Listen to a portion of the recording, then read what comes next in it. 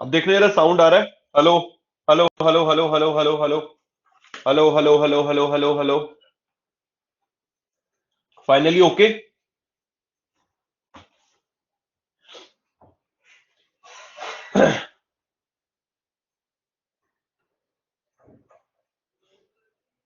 Okay okay. चलो, अब जरा ध्यान से सुनना मेरी बात को। हम लोग जो टॉपिक अपना पढ़ रहे हैं आरआरबी और नाबार्ड वाला, आज उसकी लास्ट डे है। आज हम लोग कंप्लीट कर लेंगे, ये आरआरबी कंप्लीट हो जाएगा, नाबार्ड कंप्लीट हो जाएगा। प्रायोरिटी सेक्टर लैंडिंग हम लोग इसमें एक एक इसकी जो कैटेगरी है उसको डिटेल में स्टडी करेंगे। इवन मेरे भाई एक एक चीजों को यहाँ पर फोकस करने जा रहे हैं। क्या क्या ये सारी चीजें हैं, इन सभी को हम लोग कंप्लीट करने वाले हैं यहाँ पर। ओके। हम लोगों ने लास्ट जो किया था उसका रिवीजन कर ले फटाफट से। एक बार रिवीजन कर ले मेरे भाई।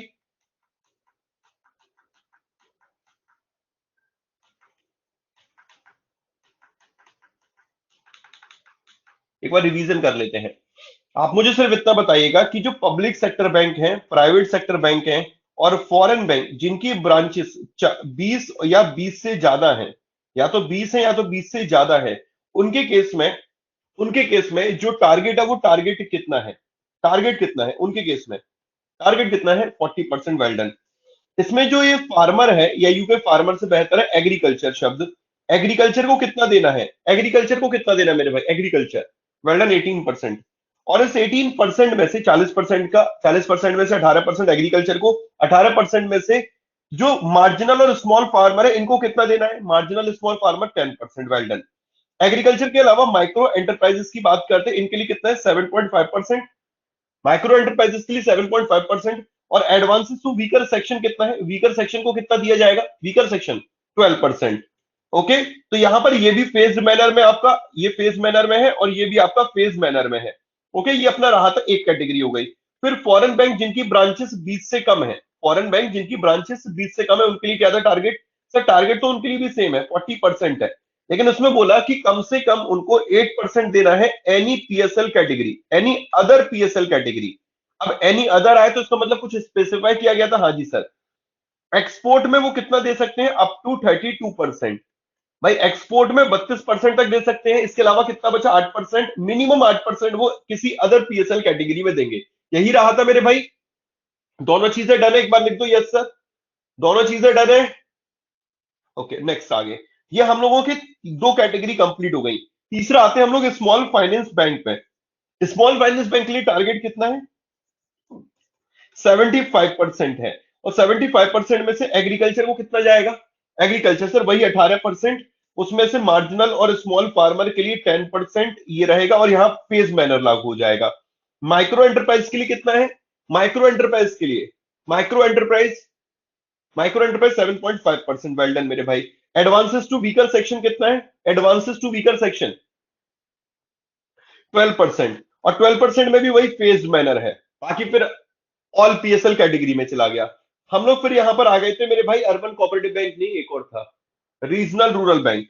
आरआरबी के केस में हम लोगों ने एक चीज देखी थी कि यहाँ कितने टोटल प्रायोरिटी सेक्टर हैं? 8 की 7। आरआरबी के केस में टोटल प्रायोरिटी सेक्टर कितने हैं? 7 है। कौन सा सेक्टर नहीं है इसमें? कौन से सेक्टर को हम लोगों ने एक्सक्लूड किया था? एक्सपोर्ट को। वेल्डन मेरे भाई, एक्सपोर्ट को किया था। अच्छा, ये आरआरबी की बात करते तो एग्रीकल्चर में इसको कितना देना है? एग्रीकल्चर में 18% देना है। और उस 18% में से मार्जिनल और स्मॉल फार्मर को कितना देना है? 10%। सेम है मेरे भाई, सेम चल रहा है। माइक्रो एंटरप्राइजेस के लिए यहां कितना? 7.5%। वीकर सेक्शन के लिए कितना है? वीकर सेक्शन के लिए, वीकर सेक्शन, ये 12 वाले गलत है, 15 है। यहां पर वीकर सेक्शन के लिए अलग है डेटा, ये 15% है वीकर सेक्शन को। यही हम लोगों ने देखा था। बस दो अंतर हो गए, एक तो 7 कैटेगरी है इसके लिए पीएसएल में, और वीकर सेक्शन के लिए 15% है। और यहाँ फेज मैनर नहीं है, सिर्फ एमएसएफ में मेरे भाई फेज मैनर है, मार्जिनल स्मॉल फार्मर में मेरे भाई फेज मैनर है। ओके, यहां तक कोई डाउट नहीं होगा ना? यहां तक सब बढ़िया चल रहा है। अब तो समझ में आ रही होंगी ना चीजें। मैं 3 दिन इसलिए लिए कि तुम्हारे जहन में बैठ जाए, बहुत स्टैंडर्ड लेवल का टॉपिक है। एक दिन में भी कंप्लीट कर सकता था, लेकिन 3 दिन इसलिए ले रहा हूं कि हाँ तुम्हें जहन में बैठ जाए, कोई दिक्कत ना हो। जिनको थोड़ा अधूरा बहुत भी याद हुआ हो, सारी चीजें याद हो गई हो। अब आ जाते हैं अर्बन कोऑपरेटिव बैंक पे। अर्बन कोऑपरेटिव बैंक के लिए टारगेट कितना पीएसएल का? अर्बन कोऑपरेटिव बैंक के लिए पीएसएल का टारगेट कितना है? 75%। और इसका तो टारगेट ही किस में है? इसका टारगेट ही किस में है? इसका टारगेट ही किस में है मेरे भाई? फेज मैनर में। इसका टारगेट ही किस में? फेज्ड मैनर में। ओके, मतलब अभी तक हम लोग देख रहे थे कि टारगेट में भी जो सब टारगेट है भाई, कैटेगरी वाइज जो टारगेट है वो फेज मैनर में, जैसा कि मार्जिनल स्मॉल फार्मर या फिर या यू कहे वीकर सेक्शन। यहां तो इसका अर्बन कोऑपरेटिव बैंक का टारगेट ही फेज मैनर में है। अब टारगेट फेज मैनर का मतलब यह है कि मार्च 2020, मार्च 2021, मार्च 2022, मार्च 2023, यही तो मेरे भाई, मार्च 2023 और मार्च 2024, यही तो हम लोगों ने पढ़ना था। सर मार्च 2020 में कितना टारगेट था? मार्च 2020 में कितना टारगेट था? 40। वेल्डन मेरे भाई, वेल्डन। इसके बाद अगला कितना था? मार्च 2021, ये निकल चुका है, ये भी अपना निकल चुका है मेरे भाई, 45। वेल्डन। और मार्च 2022 जो अभी वर्तमान में टारगेट चल रहा है इनके लिए फेज मैनर में, वो कितना है? 50। 50। 23 में कितना हो जाएगा? 23 में मेरे दोस्त, 23 में 60। और 24 में कितना हो जाएगा? 75। यही रहा था यहां पर ये देखो, 40, 45, 50, 60, 75, यही था। अब याद हो गया होगा, ये तो 40 में 5 जोड़ो, 45, 45 में 5 जोड़ो, 50 में 50 के बाद 10 जोड़ो, फिर 15 जोड़ दो, यही तो था। 5 5 5 फिर 10 फिर 15, यही तो था। 5 5 10 फिर 15, 5 और 5 10 और फिर मेरे भाई 15, यही तो था। क्लियर है यहां तक? डन सारी चीजें? क्लियर है यहां तक सारी चीजें? कोई डाउट तो नहीं है? ये फेज मैनर क्लियर है? स्मॉल और मार्जिनल फार्मर वाला, वीकर सेक्शन वाला फेज मैनर क्लियर है? अब चीजें बैठ रही कि नहीं बैठ रही ये बताओ। पहले दिन और आज में देखिए आपको कुछ अंतर आया कि नहीं आया? पहले दिन याद करो और आज के दिन में अंतर याद करो, कि आज का दिन याद करो, अंतर आया कि नहीं आया? चीजें आप समझ में आ रही है धीरे धीरे? अब जरा समझना, ये वाली टेबल पूरी क्लियर है? एक बार ये देख लो, पूरी टेबल क्लियर है? एएनबीसी की फुल फॉर्म क्या है? एएनबीसी की full form adjusted net bank credit,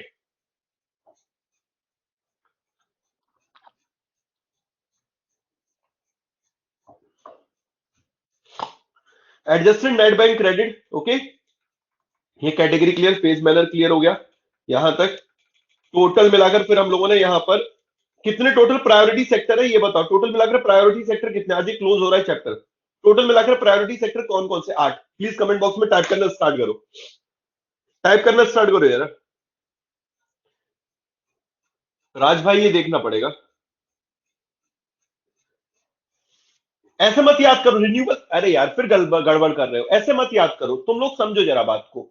ऐसे मत याद करो, एचआरसी में याद रखो। Housing, renewable energy, social infrastructure, education, export finance, micro small medium enterprises, agriculture और अदर्स। आज हम लोग अदर्स भी पढ़ेंगे, एक एक सेक्टर पढ़ेंगे, but housing, renewable energy, social infrastructure, education, export finance, micro small medium enterprises, agriculture और अदर्स। ओके, मार्जिनल और स्मॉल फार्मर की डेफिनेशन क्या है? मार्जिनल और स्मॉल फार्मर की डेफिनेशन, मार्जिनल स्मॉल फार्मर की डेफिनेशन क्या है मेरे भाई? जरा फटाफट बताइए।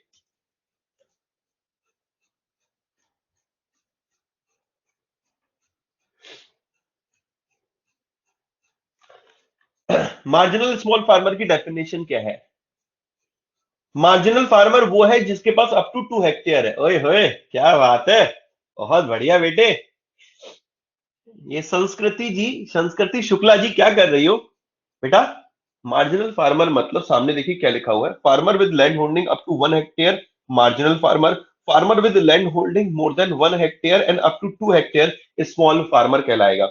अच्छा, माइक्रो, स्मॉल और मीडियम, ये हम लोगों ने एंटरप्राइजेस देखी थी। दोनों को किस बेसिस पे क्लासिफाई किया गया? इन्वेस्टमेंट और एनुअल टर्नओवर के बेसिस पे, कि कौन सा माइक्रो है। तो हम लोगों ने ये देखा 1, 10 और 50, 1 करोड़, 10 करोड़, 50 करोड़। माइक्रो एंटरप्राइज वो है जिसका इन्वेस्टमेंट 1 करोड़ तक का है। स्मॉल वो है जिसका इन्वेस्टमेंट 10 करोड़ तक का है, जिसमें कैपिटल लगी है। मीडियम एंटरप्राइज वो है जिसमें इन्वेस्टमेंट 50 करोड़ तक का है। फिर उसको एंड से जोड़ दिया, दोनों क्वालिफाई करना है कि जो इन्वेस्टमेंट के साथ जो एनुअल टर्नओवर है वो 5 करोड़ होना चाहिए, इतने तक। स्मॉल के केस में एनुअल टर्नओवर 50 करोड़ तक, और मीडियम के केस में एनुअल टर्नओवर 250 करोड़ तक, यही रहा था। यहां तक डन है? एक बार लिख देना मेरे भाई, डन है तो यहां पर क्लियर है तो बताओ जरा फटाफट से। Done? Yes sir, done, clear. चलो नेक्स्ट एक कैटेगरी फिर हम लोगों ने यहां पर हाउसिंग पढ़ी थी। मैंने आपको पढ़ाया था कि मेट्रोपॉलिटन एरियाज और नॉन मेट्रोपॉलिटन में फर्क क्या है। जहां की पॉपुलेशन 1 मिलियन से ज्यादा वो मेट्रोपॉलिटन है, और बाकी के जितने भी बनेंगे वो नॉन मेट्रोपॉलिटन, या उनको हम लोगों ने अदर नाम दे दिया था, यही था। अगर कोई घर बनाने के लिए लोन लेने जा रहा है, घर बनाने के लिए लोन लेने जा रहा है, तो उसका मेट्रोपॉलिटन में जो लोन होगा वो कितना लोन होगा जिसको कि पीएसएल में क्लासिफाई किया जाएगा? 35 लाख का लोन। 35 लाख का लोन। और नॉन मेट्रोपॉलिटन में 25 लाख का लोन है जिसको कि पीएसएल में प्रायोरिटी सेक्टर लैंडिंग में क्लासिफाई किया जाएगा। जो 35 लाख का लोन है इसके केस में ये बोला है कि जो घर की कीमत है वो इससे कितने से ज्यादा नहीं होनी चाहिए। मतलब इतने का घर है तो तुम्हें 35 लाख तक का लोन मिल जाएगा। तो वो है यहां पर 45 लाख का।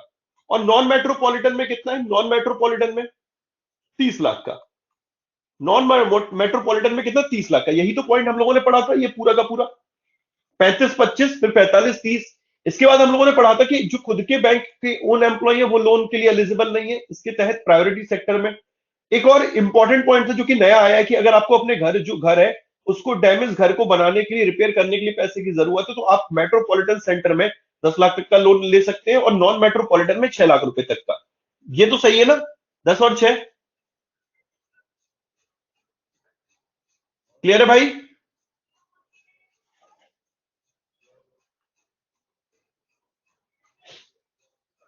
कोई डाउट यहां तक?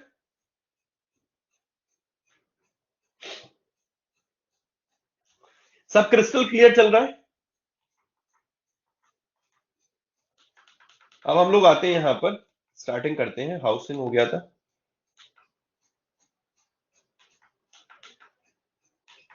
एक और नई कैटेगरी ये देखो, all loan to units in the khadi and village industry sector will be eligible for classification under sub target of 7.5% prescribed for micro enterprises under priority sector.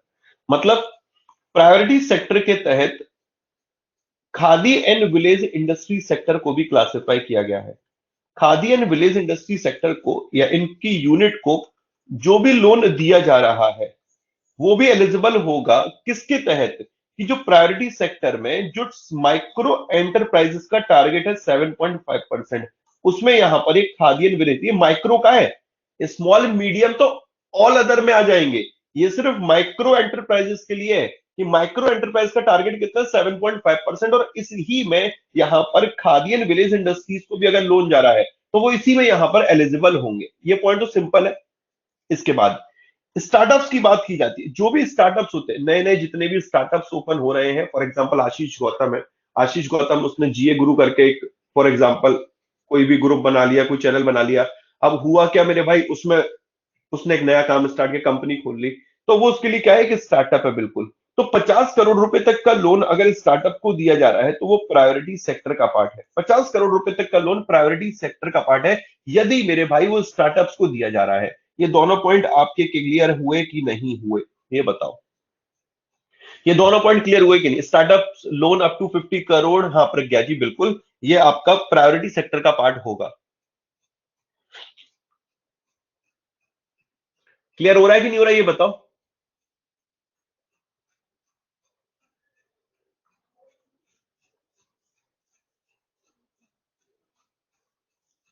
Done? एक बार पढ़ लो तसल्ली से।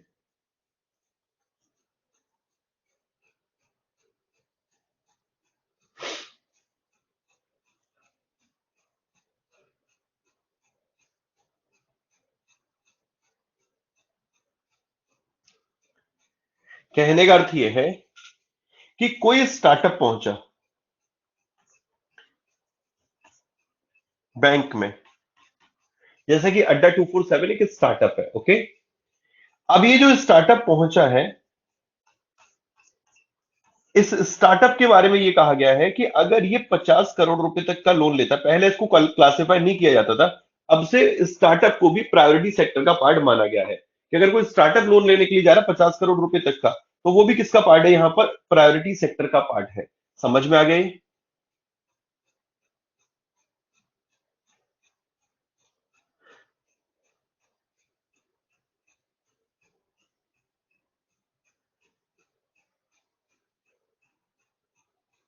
स्टार्टअप कंपनीज को, कॉमन स्टार्टअप कंपनीज को मिलेगा। जो भी startup छोटी छोटी कंपनीज हैं उनको यहां पर 50 करोड़ रुपए तक का लोन दिया जाएगा।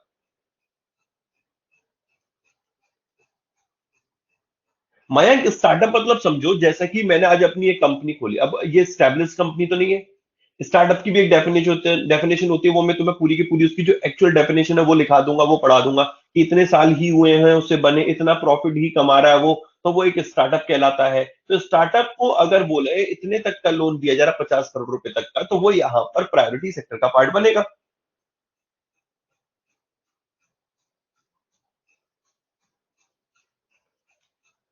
क्लियर?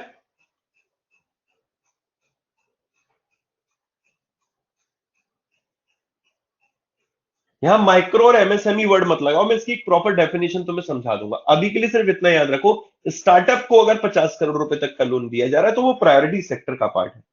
ओके, इशिका ये पॉइंट क्लियर है? बाकी मैं इसकी स्टार्टअप की डेफिनेशन लिखा दूंगा कि स्टार्टअप की एक्चुअल डेफिनेशन क्या होती है, मेरे पास पूरा नोट है, उसकी डेफिनेशन तो मैं लिखा दूंगा कि हाँ स्टार्टअप की क्या है डेफिनेशन। ठीक है, अब नेक्स्ट आगे बढ़ते हैं। ये हमारा एमएसएमई क्लियर हो गया, माइक्रो स्मॉल मीडियम एंटरप्राइजेस क्या है, इनमें दो कैटेगरी हम लोगों ने पढ़ ली। अब आते हैं एजुकेशन पे, मैं अपने को हाइड कर दे रहा हूं, फोकस करना कंटेंट पे। लेक्चर टाइम पे शुरू हुआ है क्या? हाँ मेरे भाई, लेक्चर टाइम पे शुरू हुआ है, 7 बजे हमारी क्लास चल रही है। चलो, loan to individual for educational purpose including vocational courses not exceeding 20 lakh will be considered as eligible for priority sector classification. तो अगर कोई भी व्यक्ति एजुकेशन लोन चाहता है, पहले ये 10 लाख था, अब इसको बढ़ाकर कर दिया 20 लाख। ओके, कोई भी व्यक्ति यदि एजुकेशन के लिए लोन चाहता है तो उसको कितने तक का लोन मिल जाएगा? 20 लाख रुपीस तक का लोन ही उसका यहां पर क्लासिफाई होगा। मेरी बात को फिर दोबारा सुनिएगा, हम लोग पढ़ रहे हैं एजुकेशन कैटेगरी को, और एजुकेशन कैटेगरी में हम लोग देखते हैं कि loan to individual for educational purpose including vocational courses not exceeding 20 lakh will be considered as eligible for priority sector classification. Okay, clear हुआ भाई ये?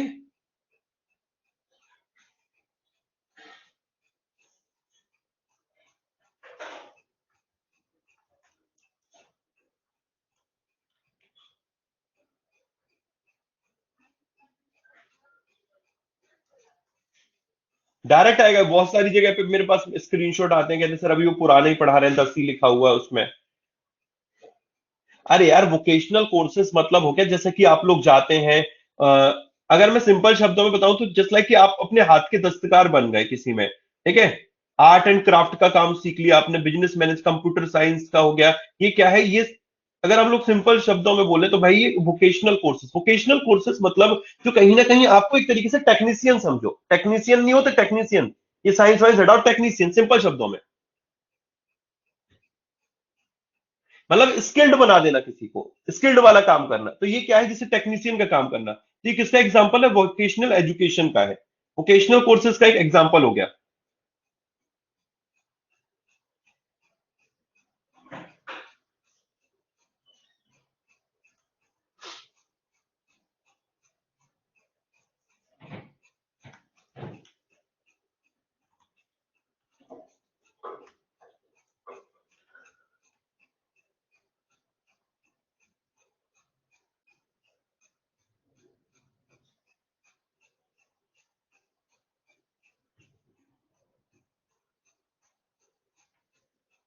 भाई साहब यहां तक क्लियर है सारी चीजें? कोई डाउट तो नहीं है?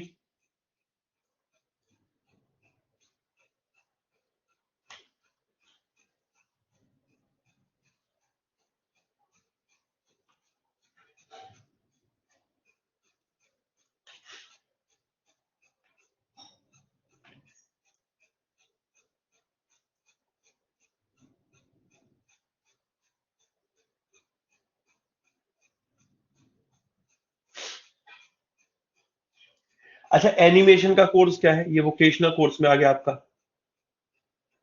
जो इलेक्ट्रिकल एक्सपर्ट नहीं होते हैं, जो हम लोग घरों में आते बिजली, वो क्या वोकेशनल कोर्सेज होते हैं उसके?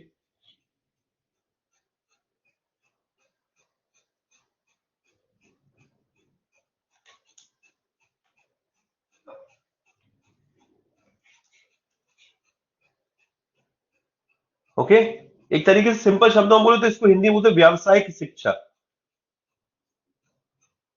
चलो, तो अपने को याद रखना टोटल लोन यहां पर कितना है, 20 लाख का लोन बोला गया जो कि एलिजिबल बनेगा। एजुकेशन क्लियर है, micro small medium enterprises clear है यहां पर। तीसरा जरा एक कैटेगरी ये क्लियर हो गई, तीसरा आते हैं यहां पर सोशल इंफ्रास्ट्रक्चर। प्लीज जरा सोशल इंफ्रास्ट्रक्चर को रीड करो 1 मिनट के लिए, रीड करना है इसे।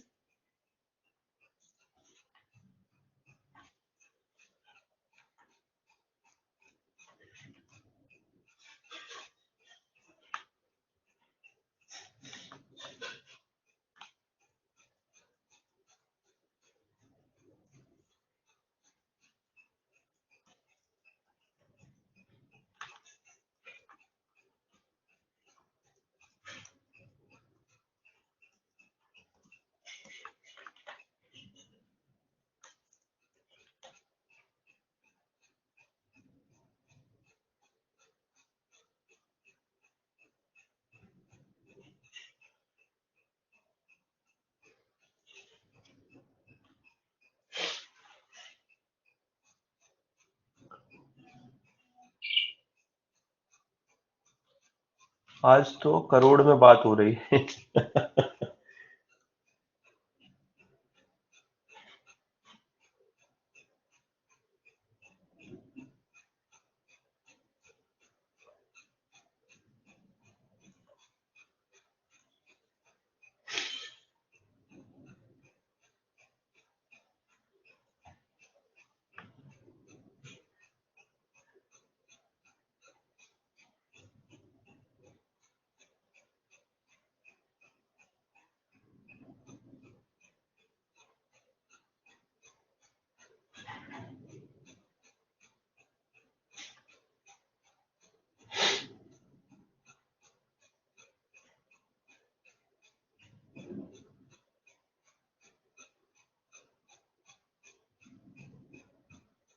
क्लियर हो गया ये? अब जरा देखना, अगर बैंक लोन देता 5 करोड़ रुपए तक का पर borrower for setting up school, drinking water facility, sanitation facility, including construction refurbishment और हाउस होल्ड टॉयलेट। मतलब भाई, जो अगर किसी को यहाँ पर पैसे की जरूरत है और वो हाउस होल्ड टॉयलेट बनाना है, ठीक है, उस कंस्ट्रक्शन काम कर रहा है, सैनिटेशन फैसिलिटी में आ गया यहाँ पर ये, ड्रिंकिंग वाटर फैसिलिटी हो गई, वाटर इंप्रूवमेंट इसके लिए यहाँ पर काम कर रहा है हाउस होल्ड लेवल पे, और उसको पैसे की जरूरत है इस काम को करने के लिए, तो ये लोन ले सकता है बैंक से जाकर। कितने तक का लोन मिलेगा? 5 crore per borrower. 5 crore per borrower for setting up school, drinking water facility, sanitation facility including construction refurbishment of house hold toilet, school पेयजल सुविधा, घरेलू स्वच्छता गृहों के निर्माण, नवीकरण, घरेलू स्तर पर जल आपूर्ति के में सुधार सहित स्वच्छता सुविधाओं के लिए प्रति उधारकर्ता 5 करोड़ रुपए तक यहाँ पर बात की गई है। एग्जाम में यही क्वेश्चन बनेगा, पूछ लेगा अमाउंट कितना है यहाँ पर। समझ में आ गया?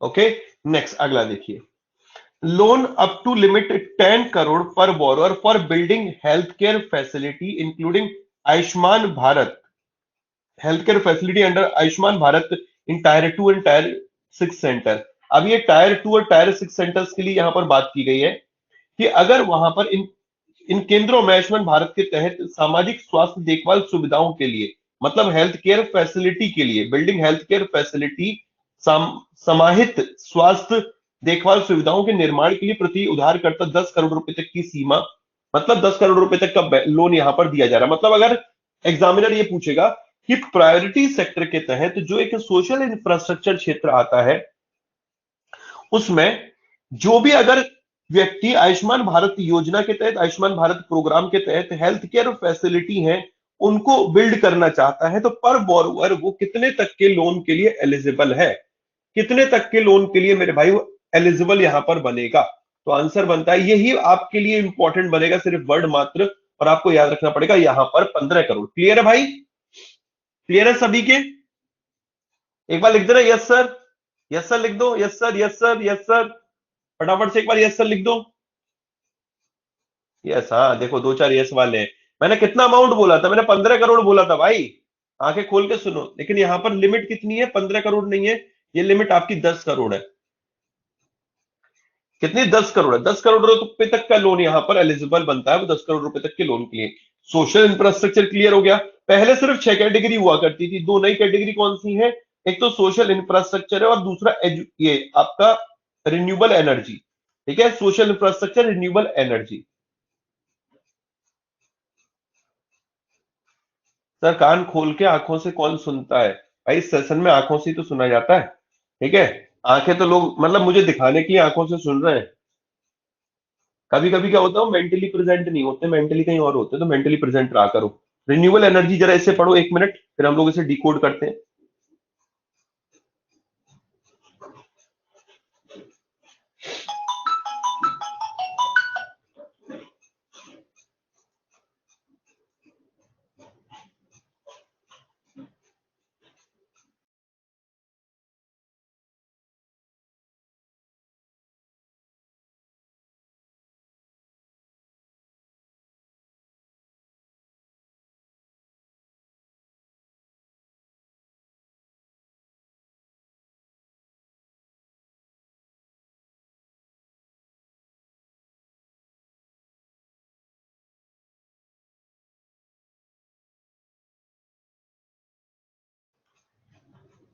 भाई साहब ये क्लियर हुआ?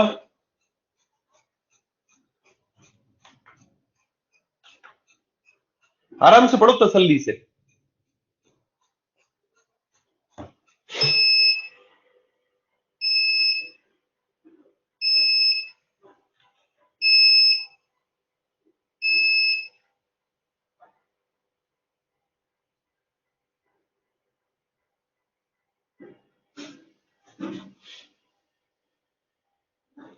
ये क्या आवाज है यार? पता नहीं क्या आवाज है इस इन्वेटर का, मुझे ये पीपी वाला बटन हटाना पड़ेगा। इसमें पता नहीं क्या होता है, 4 बार पी पी लाइट जाती है तब बताता है ये।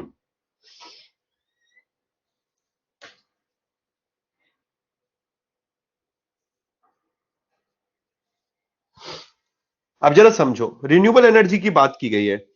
Bank loan up to a limit of ₹30 crore to borrower for purpose like solar based power generator. अगर किसी को सोलर बेस्ड, अभी यार ये कोई भी लगवाएगा तो ये बड़ी बड़ी वही तो लगवाएंगे फर्म वगैरह भाई। तो ये सोलर बेस्ड पावर जनरेटर किसी को चाहिए तो उसके लिए 30 करोड़ रुपए तक का लोन एलिजिबल है। बायोमास बेस्ड पावर जनरेटर चाहिए, उसके लिए भी लोन अवेलेबल है। किसी को विंड मिल लगानी है उसके लिए भी है। माइक्रो हाइडल प्लांट लगाना है for non conventional energy based public utilities like street lighting system के लिए, रिमोट विलेज इलेक्ट्रिफिकेशन के लिए, अगर इन सभी पर्पस के लिए लोन चाहिए तो ये प्रायोरिटी सेक्टर क्लासिफिकेशन में आएगा। अपने लिए इंपॉर्टेंट क्या है? कितने करोड़ का लोन? अपने लिए इंपॉर्टेंट क्या? कितने करोड़ का लोन मेरे भाई? कितने करोड़ का लोन? तो 30 करोड़ रुपए का। कितने का लोन है? 30 करोड़ रुपए का। समझ में आया? ये एग्जाम का क्वेश्चन बनता है आपका। रिन्यूएबल एनर्जी, रिन्यूएबल एनर्जी में हम लोगों ने पढ़ा कि bank loan up to limit of 30 crore for purpose like solar based generator, biomass based power generator, wind mill, इन सभी के लिए अगर लोन की जरूरत है तो 30 करोड़ रुपए तक का लोन यहां पर प्रायोरिटी सेक्टर का पार्ट बनेगा। क्लियर है भाई? रिन्यूएबल एनर्जी क्लियर है?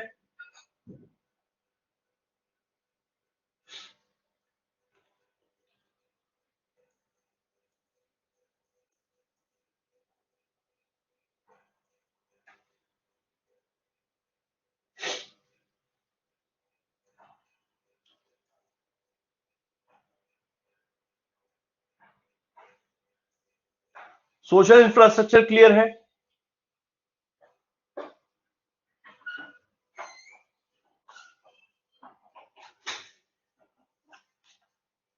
फॉर इंडिविजुअल हाउस होल्ड, अगर किसी व्यक्ति को, आपको चाहिए, मेरे को चाहिए लोन, जैसा कि अपने घर पे मेरे को, मैंने सोच ही रहा था, मैंने कहा यार इलेक्ट्रिसिटी का बिल बहुत ज्यादा आ जाता है भाई साहब, तो फिर क्या किया जाए? तो मैंने कहा, सोच रहा था दिमाग में था कि यार एक काम करता हूँ, सोलर पैनल वगैरह लगवा लेता हूँ तो सही रहेगा।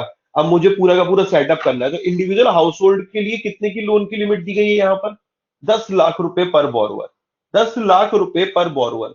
ये पॉइंट समझ में आया? For individual house hold loan limit is ₹10 lakh per borrower. ये पॉइंट समझ में आ गया? 10 लाख पर बोरोवर वाला। मतलब हम लोगों ने अभी तक कौन कौन सी पढ़ लिया? हाउसिंग पढ़ लिया, रिन्यूएबल एनर्जी पढ़ लिया, सोशल इंफ्रास्ट्रक्चर पढ़ लिया, एजुकेशन पढ़ लिया। ये 4 कैटेगरी क्लियर है? Housing, renewable energy, social infrastructure, education. ठीक है। इसके अलावा एक्सपोर्ट अपना बाकी है, export finance, micro small medium enterprises हो गया, एग्रीकल्चर बाकी है, और एक अपना अदर्स बाकी। 1, 2 और 3, 5 कैटेगरी क्लियर है?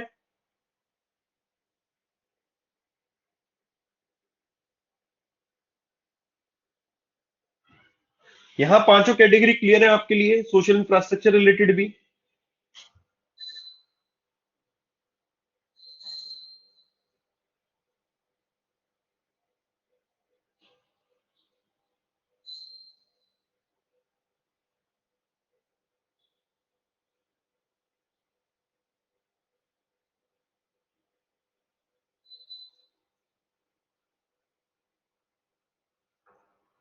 हाउसिंग के लिए कितना दे रखा है? हाउसिंग के लिए कितना लोन दे रखा है? 20 लाख रुपए तक का। ठीक है, हाउसिंग के लिए मेरे भाई, हाउसिंग के लिए 20 लाख का है। अरे भाई, हाउसिंग के लिए 20 लाख का है सर, एजुकेशन के लिए 20 लाख का है। भाई हाउसिंग के लिए नहीं है। हाउसिंग के लिए क्या है भाई? Metropolitan, non metropolitan. मेट्रोपॉलिटन इसका मतलब कितना हो गया? कितने का लोन था यहाँ पर? 30 लाख का लोन, 35 लाख का लोन, 35 लाख का लोन, घर 45 का हो गया। नॉन मेट्रोपॉलिटन में 25 लाख का लोन, घर 30 लाख का हो गया। अगर रिपेयर के लिए चाहिए तो कितना था? रिपेयर के लिए लोन चाहिए, अगर घर रिपेयर है, उसको डैमेज डैमेज है, उसको रिपेयर को सही कराने के लिए, तो यहाँ पर 10 का है मेट्रोपॉलिटन में, नॉन मेट्रोपॉलिटन में 6 था, ये हाउसिंग में था। ये अपना ये क्लियर हो गया, एजुकेशन क्लियर हो गया। रिन्यूएबल एनर्जी, सोशल इंफ्रास्ट्रक्चर, पहले तो इसमें आ जाते हैं। सोशल इंफ्रास्ट्रक्चर में, सोशल इंफ्रास्ट्रक्चर में भाई हॉस्पिटल बनवाना है, या यू कह सकते हैं कि बड़े बड़े काम करने हैं, तो उसके लिए फिर कितने का लोन को यहाँ पर एलिजिबल बोला गया? इसमें भी एक और चीज बोली गई थी, अगर आयुष्मान भारत योजना के तहत अगर सेंटर्स बनाने, तो उसके लिए भी लोन है। कितने का लोन था इसका मेरे को अमाउंट याद नहीं है। सोशल इंफ्रास्ट्रक्चर में एक था 5 करोड़ और 10 करोड़। 5 करोड़ और 10 करोड़, ये दो थे अमाउंट, 5 करोड़ और 10 करोड़। मैं इस तरीके से इसलिए बता रहा हूँ कि तुम्हारे दिमाग में बैठ जाए। अभी मेरे दिमाग में ये अमाउंट नहीं बैठा हुआ है, तो मेरे दिमाग में होता तो देखना नहीं पड़ता। तो 5 करोड़ 10 करोड़, बस अमाउंट सेट कर लो, उसके बाद पर्पस तो समझ में आ जाएगा। रिन्यूएबल एनर्जी में बोला गया है कि अगर बायोमास बेस्ड पावर जनरेटर, ठीक है, लगवाने, इसी तरीके के और भी पावर जनरेटर लगवाने हैं, तो उसके लिए लोन कितना? 30 करोड़ का। लेकिन इंडिविजुअल हाउस होल्ड के लिए कितने का लोन यहाँ पर दिया गया? 10 लाख का पर बोरोवर। 10 लाख का पर बोरोवर, ये था अपना। ठीक है, माइक्रो स्मॉल मीडियम एंटरप्राइजेस में एक पॉइंट पढ़ा हमने, तीनों की डेफिनेशन पढ़ ली थी, फिर ये देखा कि अगर स्टार्टअप्स को लोन दिया जा रहा है, स्टार्टअप्स को, तो कितने करोड़ रुपए तक का लोन प्रायोरिटी सेक्टर का पार्ट होगा? स्टार्टअप्स को जो दिया जा रहा है, स्टार्टअप्स को दिया जा रहा है, कितने करोड़ रुपए तक का प्रायोरिटी सेक्टर का पार्ट होगा? 50 करोड़ का, 50 करोड़ का मेरे भाई। यस और नो? 50 करोड़ का, ये अपना क्लियर है मेरे भाई? ठीक है। अब आते हैं नेक्स्ट कैटेगरी पर, रिन्यूएबल एनर्जी हो गया।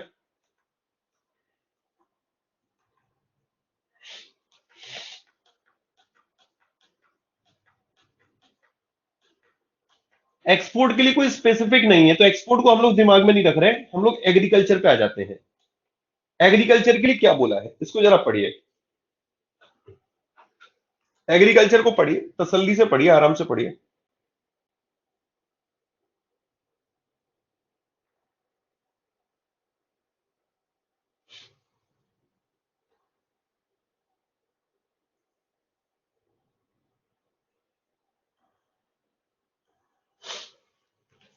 देखिएगा।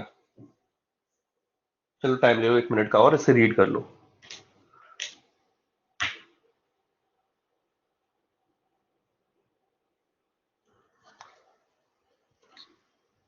बैंक लोन कैसे देते हैं? बैंक में जाके बैंकर बैंक लोन देते हैं, हम लोग बैंक लोन लेते हैं।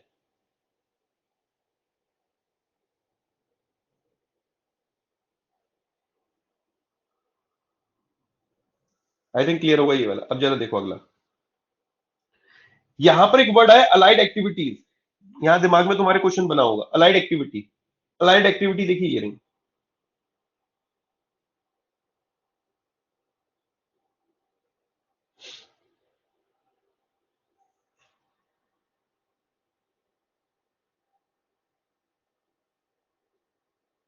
Allied activity. अब आओ यहां पर, एग्रीकल्चर एंड अलाइड एक्टिविटी, ये हो गई। एग्रीकल्चर इंफ्रास्ट्रक्चर एंसिलरी एक्टिविटी, मैं एक एक टर्म क्लियर कर रहा हूं तुम्हारे। एग्रीकल्चर इंफ्रास्ट्रक्चर एंसिलरी एक्टिविटी, इनको रीड करो।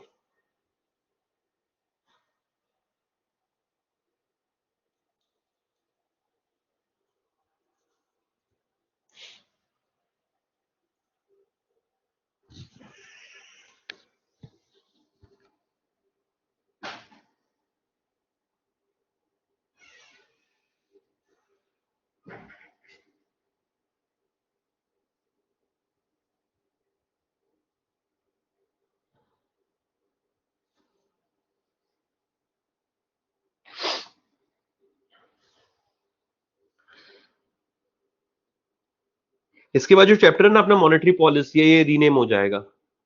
सर इंटरव्यू में पूछते थे, सर प्लीज बता दो बैंक लोन कैसे देते हैं। प्रियंका सब बता दूंगा, अभी रुक जाओ, टॉपिक पे रहो ना। इंटरव्यू की तैयारी अभी से कर लो बेटा, अभी पहले टॉपिक कवर हो यार, मैं बताता रहूंगा बीच बीच में।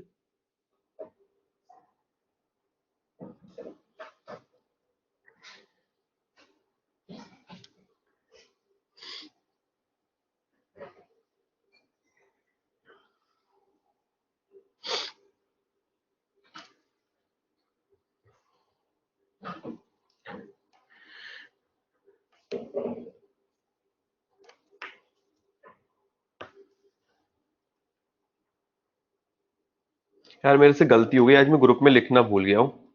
वॉरियर 7.0 क्लास इज रनिंग लिख देता हूँ ग्रुप में।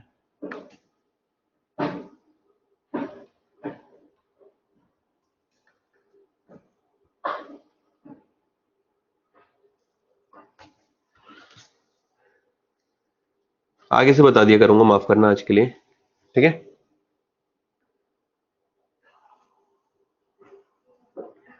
साइलोस वगैरह मतलब गोदामी समझ लो आप इसे यहां पर। अब जरा समझो, एग्रीकल्चर में क्या क्या आ रहा है। सिर्फ ये नहीं है कि उधार पर पैसा देना ही यहां पर है कि फार्म क्रेडिट, एग्रीकल्चर और अलाइड एक्टिविटी के लिए the landing to agriculture sector will include farm credit, landing for agriculture infrastructure and ancillary activity. तो फार्म क्रेडिट मतलब तो समझ में आ गया कि भाई अपने को खेती करनी है, उसके लिए पैसा उधार लेना। ओके। एलाइड एक्टिविटी में क्या आ गया आपका, डेयरी कोई काम कर रहा है, दूध का काम कर रहा है, डेयरी उद्योग में है, फिशरी मत्स्य पालन कर रहा है, ठीक है, मछली पालन कर रहा है, पशु पालन कर रहा है, एनिमल हस्बेंड्री का काम है उसका, पोल्ट्री है मेरे भाई, ओके, मुर्गी पालन का काम है, बी कीपिंग मधुमक्खी पालन कर रहा है, सेरिकल्चर रेशम उद्योग कर रहा है। इस पर्पज से अगर उसे लोन लोन चाहिए अलाइड एक्टिविटी के लिए, तो वो भी किसका पार्ट है, एग्रीकल्चर का पार्ट है। मतलब 18% का पार्ट है मेरे भाई, वो भी 18% का पार्ट बनेगा। अब एग्रीकल्चर इंफ्रास्ट्रक्चर में आ जाते हैं। तो एग्रीकल्चर इंफ्रास्ट्रक्चर में क्या है, loan for construction of storage facility. अब यार ये समझ लो, स्टोरेज फैसिलिटी मतलब किसी व्यक्ति को अगर, किसी फार्मर को पैसे की जरूरत है, उसे क्या करना है सर, उसको एक कोल्ड स्टोरेज बनवाना है, वेयर हाउस बनवाना है, ठीक है, गोडाउन बनवाना है। अगर इसके लिए पैसे की जरूरत है, तो वो भी किसका पार्ट है, एग्रीकल्चर इंफ्रास्ट्रक्चर का। समझ में आया,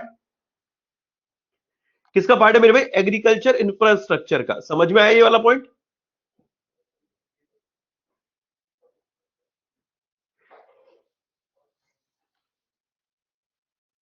नयन कुमार कह रहे नो सर समझ में नहीं आया। अच्छा किसी के समझ में आया जो मैंने पढ़ाया अभी, ये वाला पॉइंट समझाया। अरे भाई तुम लोग अच्छा ये बताओ कि तुम लोग सब्जी खाते हो, सब्जी कितने लोग हैं ऐसे जो सब्जी खाते हैं, फ्रूट्स खाते हैं, आलू खाते हैं, गेहूं है, ये सारी चीजें हैं। भाई इनको कहां रखा जाता, अब ये तो है नहीं कि किसान ने खेती करी, खेती करने के बाद जो सामान उसका बना, उसको वो कहां रखेगा, अपने घर ले जाएगा, नहीं सर, कहीं ना कहीं वेयर हाउस में रखेगा, कहीं ना कहीं किसी ना किसी कोल्ड स्टोर में रखेगा। ऐसा रखेगा नहीं रखेगा, वेयर हाउस में, गोडाउन में रखता है। अगर वो गोडाउन बनवाना है किसी को, तो वो गोडाउन भी किसका पार्ट है, एग्रीकल्चर का पार्ट है। उसको हमने नाम दिया एग्रीकल्चर इंफ्रास्ट्रक्चर।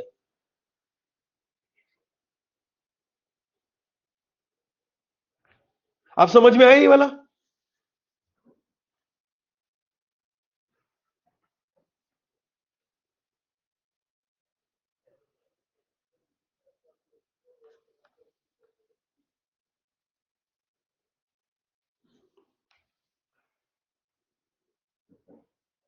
साइलोस मतलब कुछ इस तरीके का, जैसे मैं गांव में जाता था, तो गांव में ना गेहूं रखने के लिए एक टंकी हुआ करती थी यूं करके, उसका एक मुख नीचे की तरफ होता था यूं करके मेरे भाई, और ऊपर से इसे भरा जाता था और नीचे से यूं निकलने का होता था, इसे टंकी होती थी। अगर आप लोगों ने गेहूं वगैरह की टंकी देखी हो, आपके घर में रही हो, या किसी ने देखा हो कि भाई एक टंकी होती थी बड़ी सी, और करीब 10 फीट के आसपास की है, और इस टंकी में यहाँ पर से यूं यूं करके मेरे भाई, यूं यूं यूं यूं करके यहाँ पर से गेहूं निकलते थे, उसका मुख खोल देते थे यूं करके, जिसका ये मुंह होता था। कुछ इसी तरीके का साइलोस होता है यहाँ पर, जो बता रहे कि साइलोस की बात करें तो एक स्ट्रक्चर होता है बल्क मटेरियल को स्टोर करने के लिए। तो एग्रीकल्चर के क्षेत्र में बात करें, जो भी ग्रेन होते हैं उनको यहाँ पर स्टोर करने के लिए इसका अक्सर इस्तेमाल किया जाता है। ओके, तो वैसे इतना दिमाग लगाने की जरूरत नहीं है, अनाज वगैरह के लिए है ये बेसिकली, बट आप इतना समझ लो एक तरीके का गोडाउन वगैरह।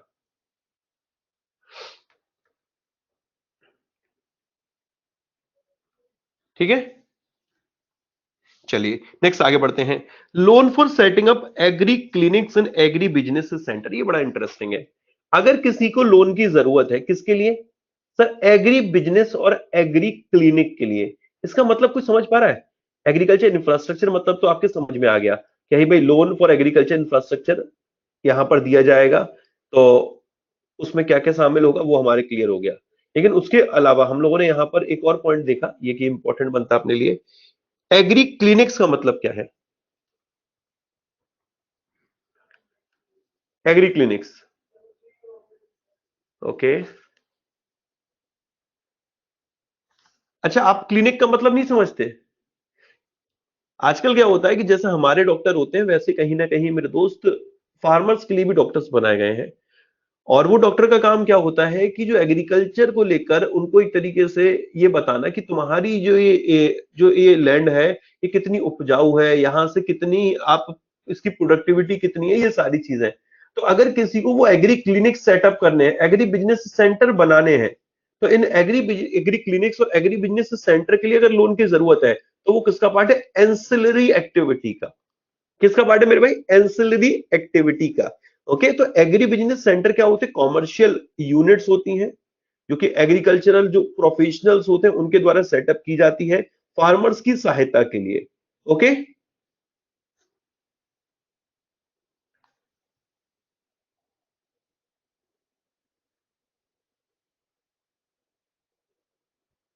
क्लियर है दोस्त?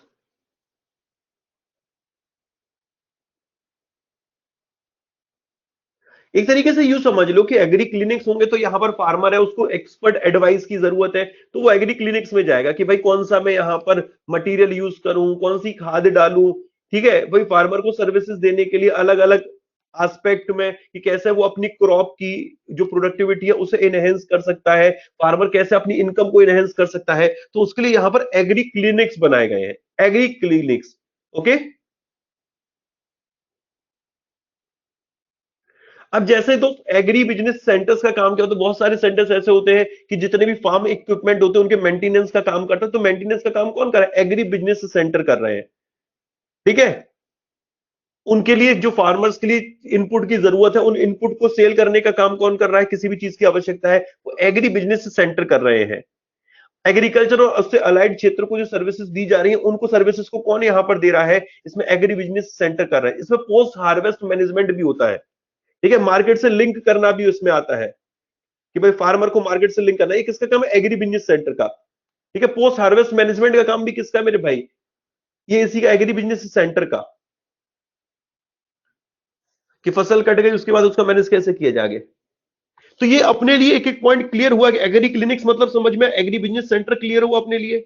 मतलब मुझे ये डेफिनेशन समझानी थी, इस डेफिनेशन का ये अलाइड एक्टिविटी क्लियर हुआ, एग्रीकल्चर क्लियर हुआ, एग्रीकल्चर इंफ्रास्ट्रक्चर क्लियर हुआ, एंसिलरी एक्टिविटी, ये पॉइंट क्लियर हुए कि नहीं हुए? क्लास कब स्टार्ट हुआ? सुबह 7 बजे से क्लास, सॉरी शाम, सॉरी यार मेरी भी सट्टी पिट्टी गुल हो गई है भाई, शाम को 7 बजे से क्लास चल रही है, सुबह से नहीं। ठीक है, असल में यार आज मैंने इतना हेडेक हो रहा था कि आप बिलीव नहीं करोगे, 7 से 8 का मैंने सेशन लिया है और मैं करीब 9 बजे के आसपास सोआ हूँ, और बहुत लेट उठा हूँ, 4 साढ़े 4। मेरे सिर में इतना दर्द हो रहा था, मैंने सारी क्लासेस अपनी हटवा दी थी, और उस वजह से मतलब अभी भी स्टिल बना हुआ है। आप लोग देख रहे होंगे पिछले कम से कम, आपने अगर ये एहसास किया हो, 20 दिन के आसपास हो गए, 20 दिन से मैं उस तरीके से नहीं काम कर पा रहा हूँ जिस तरीके से आशीष गौतम काम करता है। मतलब वो पैशन तो है, वो हिम्मत तो अभी भी है मन में, लेकिन होता नहीं कहीं ना कहीं थकावट या वो एग्जॉस्टनेस, वो सारी चीजें। फिर भी मैं कोशिश कर रहा हूँ कि अपना 100% दूं। ठीक है, और लेकिन आज थोड़ा ये था कि नहीं, कैसे भी करके यार मैं वक्त निकालूंगा यार अपने लिए थोड़ा सा, नहीं तो होता क्या कि इसका असर 2 3 4 दिन में होता। हाँ मैं रेस्ट लूंगा, मेरा वॉरियर 6.0 बैच थोड़ा खत्म होने वाला है, 2 3 क्लासेस, उसके बाद मैं रेस्ट लूंगा, कम से कम 3 दिन लीव पर रहूंगा यार। मुझे थोड़ा रेस्ट करना है, मेंटली बड़ा परेशान हो गया हूँ यार, थक गया हूँ, बहुत ज्यादा थक गया हूँ। क्योंकि मैं ना संडे को लीव पर रहता हूँ, ना मंडे को रहता हूँ, ना ट्यूसडे को, और उसका होता क्या है, इतना एग्जॉस्ट हो गया हूँ कि खुद के लिए वक्त ही नहीं निकाल पा रहा हूँ। कोशिश करूंगा सारी चीजें पहले से ऐसी रिज्यूम कर लूं। ये एक एक पॉइंट क्लियर होता चल रहा होगा, आपके एजुकेशन क्लियर हो गया। अब आते हैं यहां पर हम लोग आगे बढ़ते हैं, अदर पे आएंगे। अदर से पहले वीकर सेक्शन पढ़ा देता हूं, जरा इस वीकर सेक्शन को पढ़ना अपनी तरफ से, एक बार वीकर सेक्शन को पढ़िए।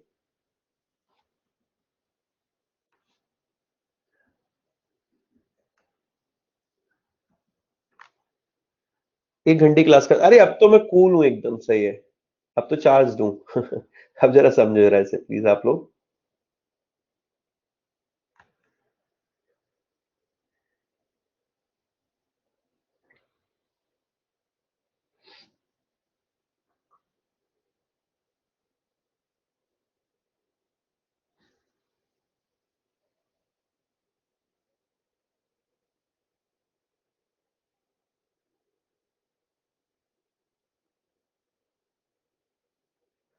सिर्फ आज के लिए क्लास की टाइमिंग चेंज हुई है। असल में ये जो वीकर सेक्शन है ना, ये सारी कैटेगरीज का पार्ट रहता है, सारी कैटेगरी का पार्ट होता है वीकर सेक्शन। जैसा कि अगर मैं तुम्हें बोलूं, इसमें आपका स्मॉल एंड मार्जिनल फार्मर भी आ गए, इसमें आपके स्मॉल एंड मार्जिनल फार्मर भी आ गए, समझना ध्यान से, इसमें आपके स्मॉल एंड मार्जिनल फार्मर भी आ गए। जैसे वीकर सेक्शन में क्या है कि स्मॉल एंड मार्जिनल फार्मर भी हैं, शेड्यूल्ड कास्ट शेड्यूल्ड ट्राइब को क्रेडिट देना भी इसी ही का पार्ट है। इंडिविजुअल वीमेन बेनिफिशियरी, अगर कोई महिला लोन लेने के लिए जा रही 1 लाख रुपए तक का, वो भी वीकर सेक्शन का ही पार्ट है। पर्सन विद डिसेबिलिटी, ऐसे लोग जो दिव्यांग है, पीडब्ल्यूडी, वो भी किसका पार्ट है, वीकर सेक्शन का। मेरी बात को ध्यान से समझो, वीकर सेक्शन को 8 कैटेगरी में कहीं स्पेसिफाई किया गया है, 8 कैटेगरी में वीकर सेक्शन को कहीं स्पेसिफाई किया गया है, कहीं specifically weaker section word use किया गया है,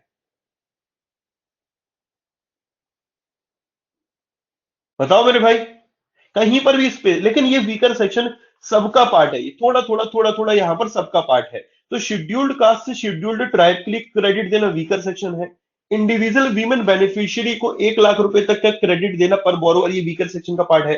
पर्सन विद डिसेबिलिटी को क्रेडिट देना वीकर सेक्शन का पार्ट है, ठीक है।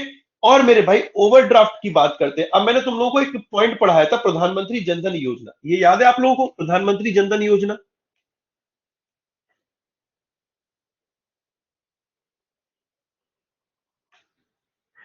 प्रधानमंत्री जनधन योजना में जो ओवरड्राफ्ट है, कितने का ओवरड्राफ्ट है सर, 10,000 का ओडी है, क्या इसके लिए सभी एलिजिबल है, आंसर बनता नहीं, सभी एलिजिबल नहीं है। इसमें भी बोला है कि अगर कोई व्यक्ति रूरल एरिया में रह रहा है, अगर कोई व्यक्ति नॉन रूरल एरिया में रह रहा है, रूरल एरिया में रह रहा है, तो उसकी जो सालाना इनकम है वो 1 लाख रुपए से ज्यादा नहीं होनी चाहिए। नॉन रूरल एरिया में रह रहा है तो सालाना इनकम 1,60,000 से ज्यादा नहीं होनी चाहिए, then he is eligible for Pradhan Mantri Jan Dhan योजना ओवरड्राफ्ट प्रोडक्ट। ओके, तो प्रधानमंत्री जनधन योजना के तहत जो ये ओवरड्राफ्ट एक प्रोडक्ट अवेलेबल है, जो कि 10,000 का दिया जाता है। इसके लिए कंडीशन क्या है, रूरल एरिया में रहने वाला व्यक्ति तब एलिजिबल है, 1 लाख से ज्यादा सालाना इनकम ना हो, नॉन रूरल एरिया में 1,60,000 से ज्यादा इनकम ना हो। ये पॉइंट क्लियर हुआ, मतलब कि ये जो प्रधानमंत्री जनधन योजना के तहत ओवरड्राफ्ट दिया जा रहा है, वो ओवरड्राफ्ट भी आपका किसका पार्ट है, वीकर सेक्शन का पार्ट है मेरे भाई, समझ में आया।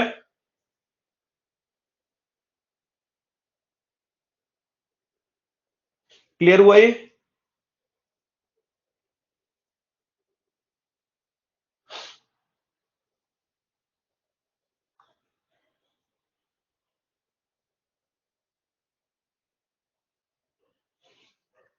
इवन यार दोस्त, जो माइनॉरिटी कम्युनिटी नहीं होती, minority community,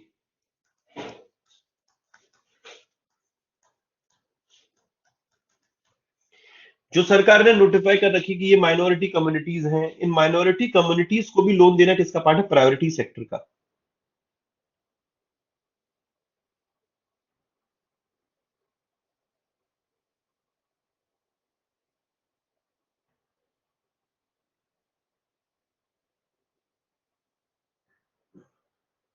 weaker section clear हो गया?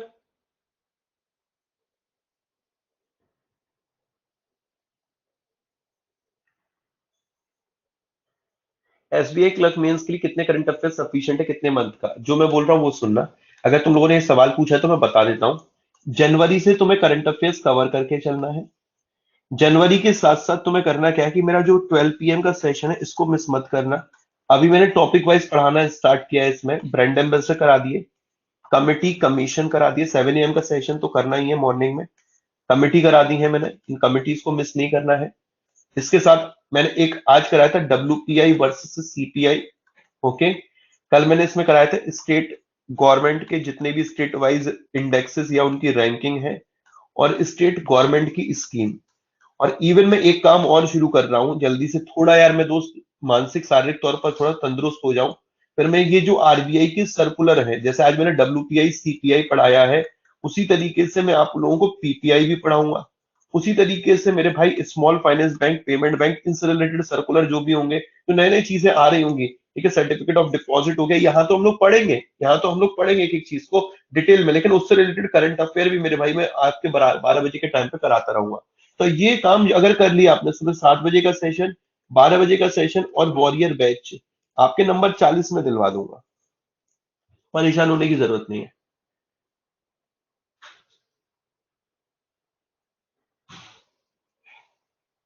साहब जनवरी से कंपाइलेशन देखो, मैं क्या करूंगा कि जो प्रीवियस 5 महीने निकले, जनवरी, फरवरी, मार्च, अप्रैल और मई, मैं एक बैच बनाने जा रहा हूं, उस बैच में पूरा कंप्लीट करा दूंगा डिटेल में। पूरी की पूरी डिटेल जो होगी ना इसकी, इस जनवरी, फरवरी, मार्च, अप्रैल, मई की पूरी कंप्लीट करा दूंगा इस बैच में। ओके, चलो अब आगे बढ़ते हैं, आगे आते हैं। ये अपने टारगेट से, अब इसमें आते हैं अदर पे। अदर में थोड़ी सी मेहनत करनी पड़ेगी हम लोगों को, क्या करनी है वो बताऊंगा, लेकिन पहले अदर में आते हैं। अदर में समझते हैं, पहले समझना चीजों को। Loan not exceeding 1 lakh per borrower provided directly by bank to individual, individual member of self help group, joint liability group. अभी थोड़ी देर के लिए भूल जाओ ये होता क्या है, अभी समझ लो, हाँ कुछ होता है, ठीक है। एक सेल्फ हेल्प ग्रुप, दूसरा है joint liability group.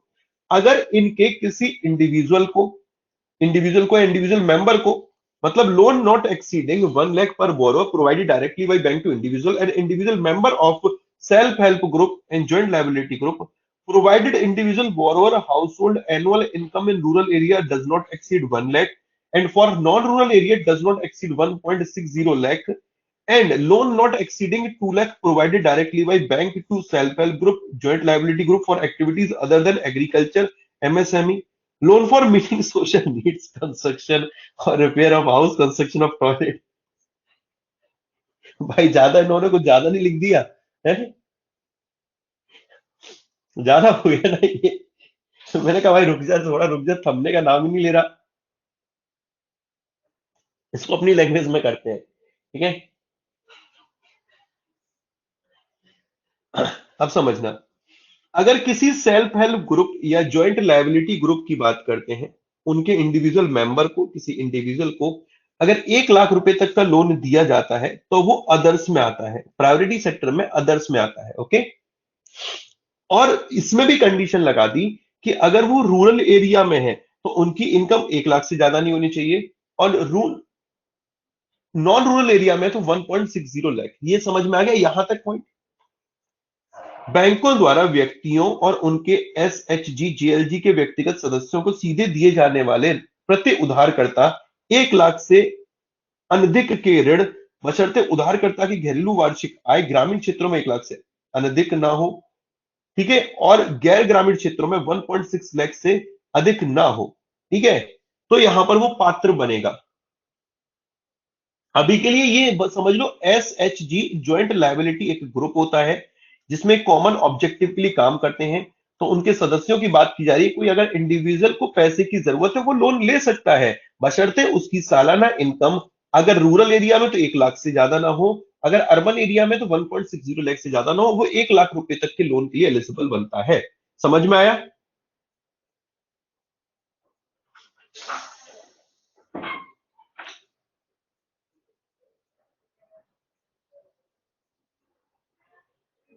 Non rural मतलब अर्बन, हाँ बेटा, नॉन रूरल मतलब अर्बन ही हो गया। व्हाट इज SHG बेटा? आंचल त्यागी जी, अभी रुक जाइए, बताऊंगा ये। ये बताऊंगा क्या है ये। अभी ये समझ में आया सर? Can you repeat? देखो एक और बार सुन लो, आराम से सुन लो एक और बार, कोई दिक्कत नहीं है।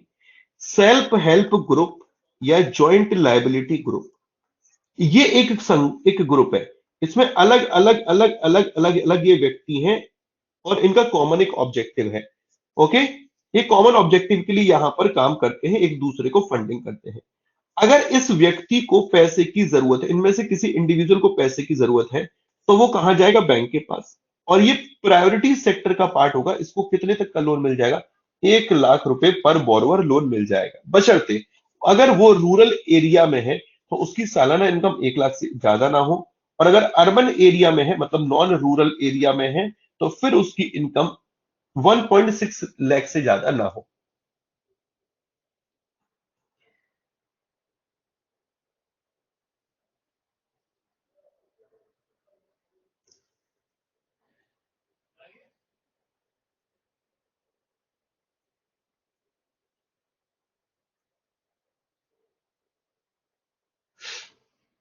समझ में आ गया भाई?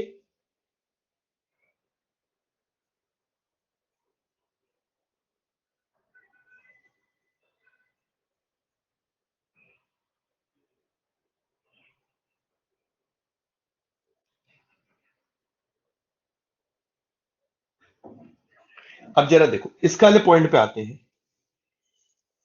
अदर देन एग्रीकल्चर और एमएसएमई का मतलब क्या है कि एग्रीकल्चर और एमएसएमई के अलावा अगर किसी और पर्पज से लोन चाहिए, और पर्पज क्या है? अपनी सामाजिक जरूरतें पूरी करने के लिए, loan for meeting social needs, अपने घर को जो रिपेयर्ड हाउस है उसके कंस्ट्रक्शन के लिए पैसे की जरूरत है, टॉयलेट के कंस्ट्रक्शन के लिए पैसे की जरूरत है। ओके, जो कि स्टार्ट किया, या कोई भी कॉमन एक्टिविटी जो सेल्फ हेल्प ग्रुप ने स्टार्ट करी है, अगर उसके लिए बैंक के द्वारा सेल्फ हेल्प ग्रुप या ज्वाइंट लायबिलिटी ग्रुप को लोन दिया जाता है इन पर्पस के लिए, अदर देन एग्रीकल्चर और एमएसएमई, तो कितने का तक का लोन मिलेगा? 2 लाख रुपए तक का। 2 लाख रुपए से ज्यादा का लोन नहीं मिलेगा। 2 लाख रुपए से ज्यादा का लोन नहीं मिलेगा।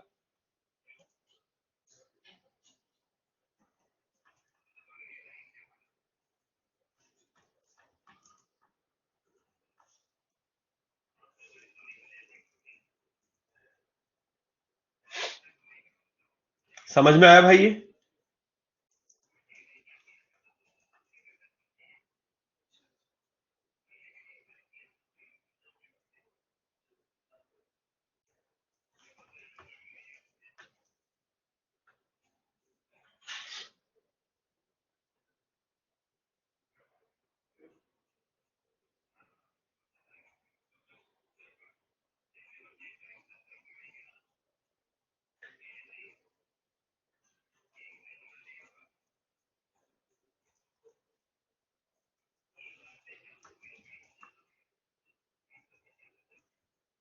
आराम से एक बार पढ़ लो इसे।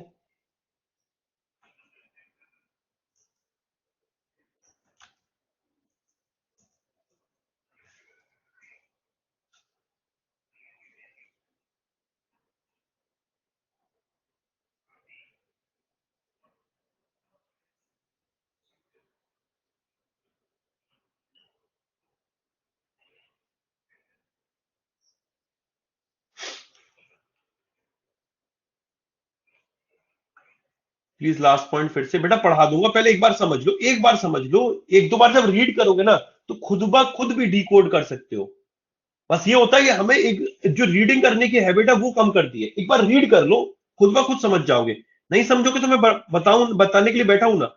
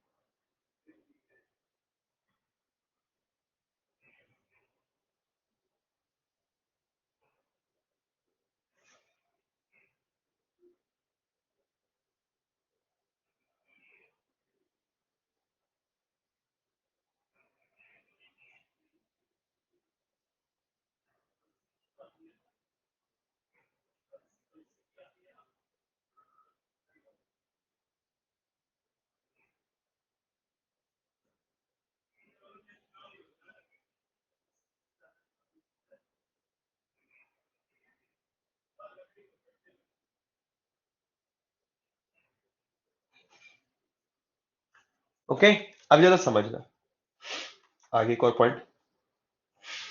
इस पॉइंट को समझने से पहले हम लोग आते हैं सेल्फ हेल्प ग्रुप पे। सेल्फ हेल्प ग्रुप क्या होते हैं? एस एच जी का मतलब क्या होता है? According to you what is the meaning of S H G? आपके अनुसार एस एच जी का मतलब क्या है? आपके अनुसार अगर हम लोग बोले मेरे भाई, आपके अनुसार एस एच जी का मतलब क्या है? आप क्या मतलब समझते हो एस एच जी का? सेल्फ हेल्प ग्रुप का मतलब आपके अनुसार क्या है सेल्फ हेल्प ग्रुप?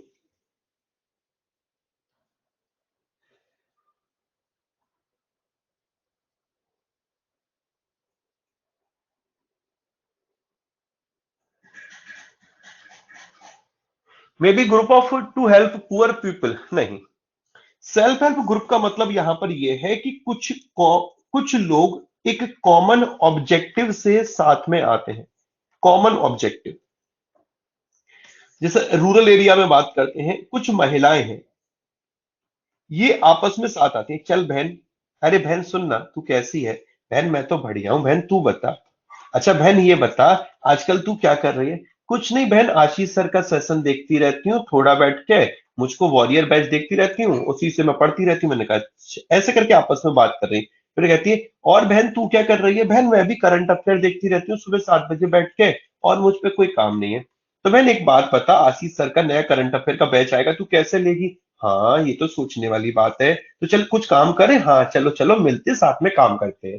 तो ये सारी बहनें मेरे भाई मिल गई और एक साथ काम करने के लिए तैयार हो गई। इनका एक कॉमन ऑब्जेक्टिव ये था कि इन्होंने कहा चल हम लोग एक काम करते हैं, स्कूल बैग बनाते हैं। क्या बनाते हैं? स्कूल बैग बनाते हैं। अब स्कूल बैग बनाते तो स्कूल बैग ऐसा तो होगा नहीं कि ये आपस में मिल गई, चलो बहन स्कूल बैग बनाते हो, मेरे भाई बनने को तैयार होगा। ठीक है, सिर्फ ख्याली पुलाव आपस में बैठ के बनते, बाकी सारी चीजों के लिए तो मेरे भाई मेहनत करनी पड़ती है। तो फिर ये कैसे करेंगे? कैसे करेंगे आप प्रैक्टिकली सोचिए। तो इन्होंने क्या किया, अब इनको पैसे की जरूरत पड़ेगी, अब पैसे की जरूरत पड़ेगी तो फिर ये क्या करेंगे, ये दोस्त बैंक के पास जाएंगे। तो यहां पर ये क्या होता है कि सेल्फ हेल्प ग्रुप होता है। और ये जो सेल्फ हेल्प ग्रुप होता है, ये हो सकता है 10 से 20 लोगों का एक ग्रुप होता है, refers to a group of 10 to 20 पीपल, जो एक सिमिलर सोशो इकोनॉमिक पर्पस के लिए साथ में आते हैं। भाई अलग अलग पर्पस से यहाँ पर, ठीक है, जो कॉमन प्रॉब्लम होती है उसको सॉल्व करने के लिए आते हैं। Sometimes they also do monthly saving and help each other with loan with they have to repay instalment. हाँ श्रुति जी अभी देख लेते हैं सारी चीजों को। ओके, यहां तक लैंग्वेज मेरी क्लियर है? इनको गवर्नमेंट बैंक्स के द्वारा रिकॉग्नाइज किया जा सकता है, जिसके माध्यम से फिर वो क्या कर सकते हैं कि सेल्फ हेल्प ग्रुप के नेम से अपना बैंक में अकाउंट ओपन कर सकते हैं। जैसे कि फॉर एग्जांपल अड्डा 247 का नाम से एक अकाउंट होगा बैंक में, वैसे ही ये सेल्फ हेल्प ग्रुप क्या करेंगे, ये सभी एक साथ आ गए किस कॉमन पर्पस के लिए। अभी कॉमन पर्पस के लिए आए तो अपने सेल्फ हेल्प ग्रुप का जो नेम होगा उससे एक अकाउंट भी ओपन कर सकते हैं। ओके,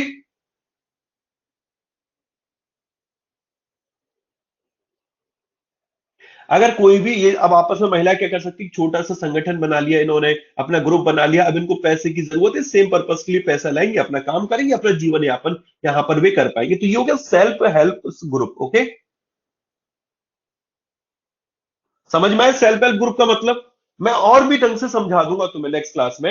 मैं तुम्हें नेक्स्ट क्लास में स्टार्टअप हो गया, ठीक है, सेल्फ हेल्प ग्रुप हो गया, ज्वाइंट लाइबिलिटी ग्रुप हो गया, अभी मैं अपने लेमन टर्म में समझा रहा हूं, ठीक है, जो आम भाषा में, और भी डिटेल में मैं तुम्हें समझा दूंगा जब इसकी ऑफिशियल डेफिनेशन जो होगी वो मैं तुम्हारे लिए लिख के ले आऊंगा।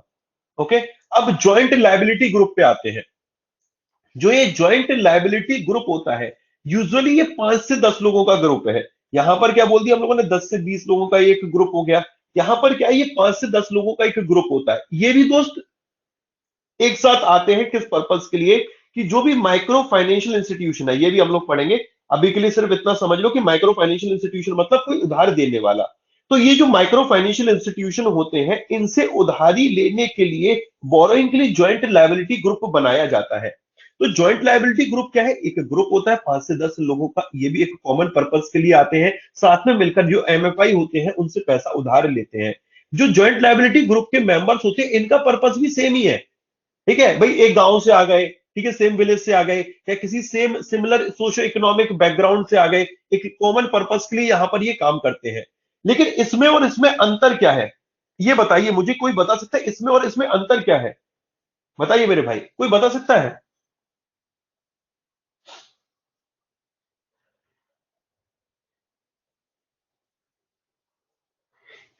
ज्वाइंट लायबिलिटी ग्रुप में और इसमें अंतर क्या है? असल में ये जो ज्वाइंट लायबिलिटी ग्रुप होते हैं, ये लायबिलिटी को शेयर करते हैं। ये बहुत इंपॉर्टेंट पॉइंट है। अब लायबिलिटी को शेयर करने का मतलब क्या है कि सर, एक दूसरे के लिए यहां पर ये जो ग्रुप के मेंबर होते हैं उनकी लायबिलिटी को भी शेयर करते हैं, और एक दूसरे के लिए यहां पर गारंटी भी देते हैं। ये बहुत इंपॉर्टेंट पॉइंट है। एक दूसरे के लिए गारंटी भी देते हैं। मतलब गारंटी देने का मतलब है कि अगर इनमें से किसी मेंबर ने डिफॉल्ट कर दिया, किसी भी मेंबर ने डिफॉल्ट कर दिया, तो बाकी के जो मेंबर होंगे वो गारंटी कह देते हैं कि हम रीपे करेंगे। ओके। अगर if any of members default, other members need to pull in money to repay the MFI. मतलब कहीं ना कहीं जो अदर मेंबर्स होंगे वो मिलकर मेरे भाई इसको यहां पर रीपे करेंगे।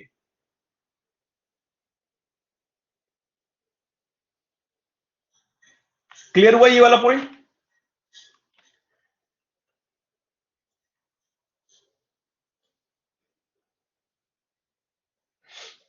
ज्वाइंट लायबिलिटी ग्रुप का कॉन्सेप्ट 2014 में स्टैब्लिश किया गया था। इसमें 4 से 10 लोग होते हैं, 10 तक लोग होते हैं। सेम विलेज से हो सकते हैं, लोकेलिटी हो सकते हैं, होमोजीनियस नेचर का होता है। होमोजीनियस मतलब होता है एक तरीके से हम लोग बोले एक कॉमन, सिमिलर, बिल्कुल होमोजीनियस प्रोडक्ट होते नहीं है। जैसे मेरे पास कोई आया, मैंने कहा मैंने एक फ्रूट की एक स्टॉल लगाई, मैं सिर्फ बनाना बनाना बेच रहा हूं, तो वो क्या है, वहां पर मेरे जो मिलता है वो होमोजीनियस प्रोडक्ट है।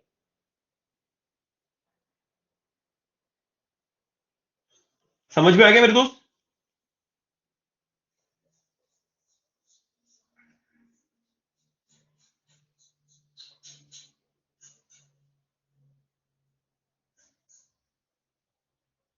मतलब अगर सेल्फ हेल्प ग्रुप की बात करो तो आप ये समझना, ये सेल्फ हेल्प ग्रुप है उसमें क्या होता है, आपस में सब लोग सेविंग के पर्पज से आते हैं। प्राइमरली वो सेविंग ओरिएंटेड ग्रुप है सेल्फ हेल्प ग्रुप। ओके। और जो ज्वाइंट लायबिलिटी ग्रुप होता है क्रेडिट ओरिएंटेड ग्रुप होता है। देखो क्रेडिट ओरिएंटेड क्या है भाई, उधारी पे पैसे लेना, फिर एक ही कॉमन ऑब्जेक्टिव के लिए यहां पर काम करना।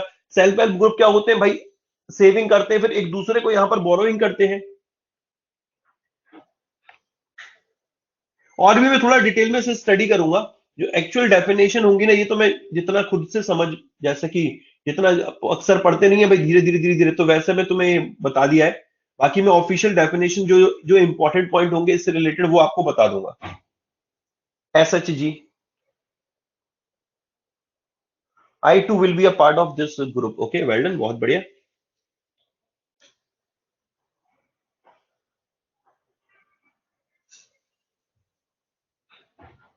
क्लियर है? ये देखो, समझ में, कॉन्सेप्ट समझ में आ गया कि नहीं आ गया?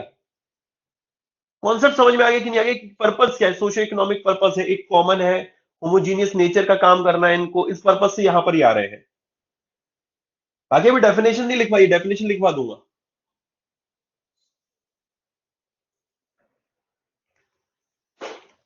बस इतना बता दो समझ में आया कि नहीं आया।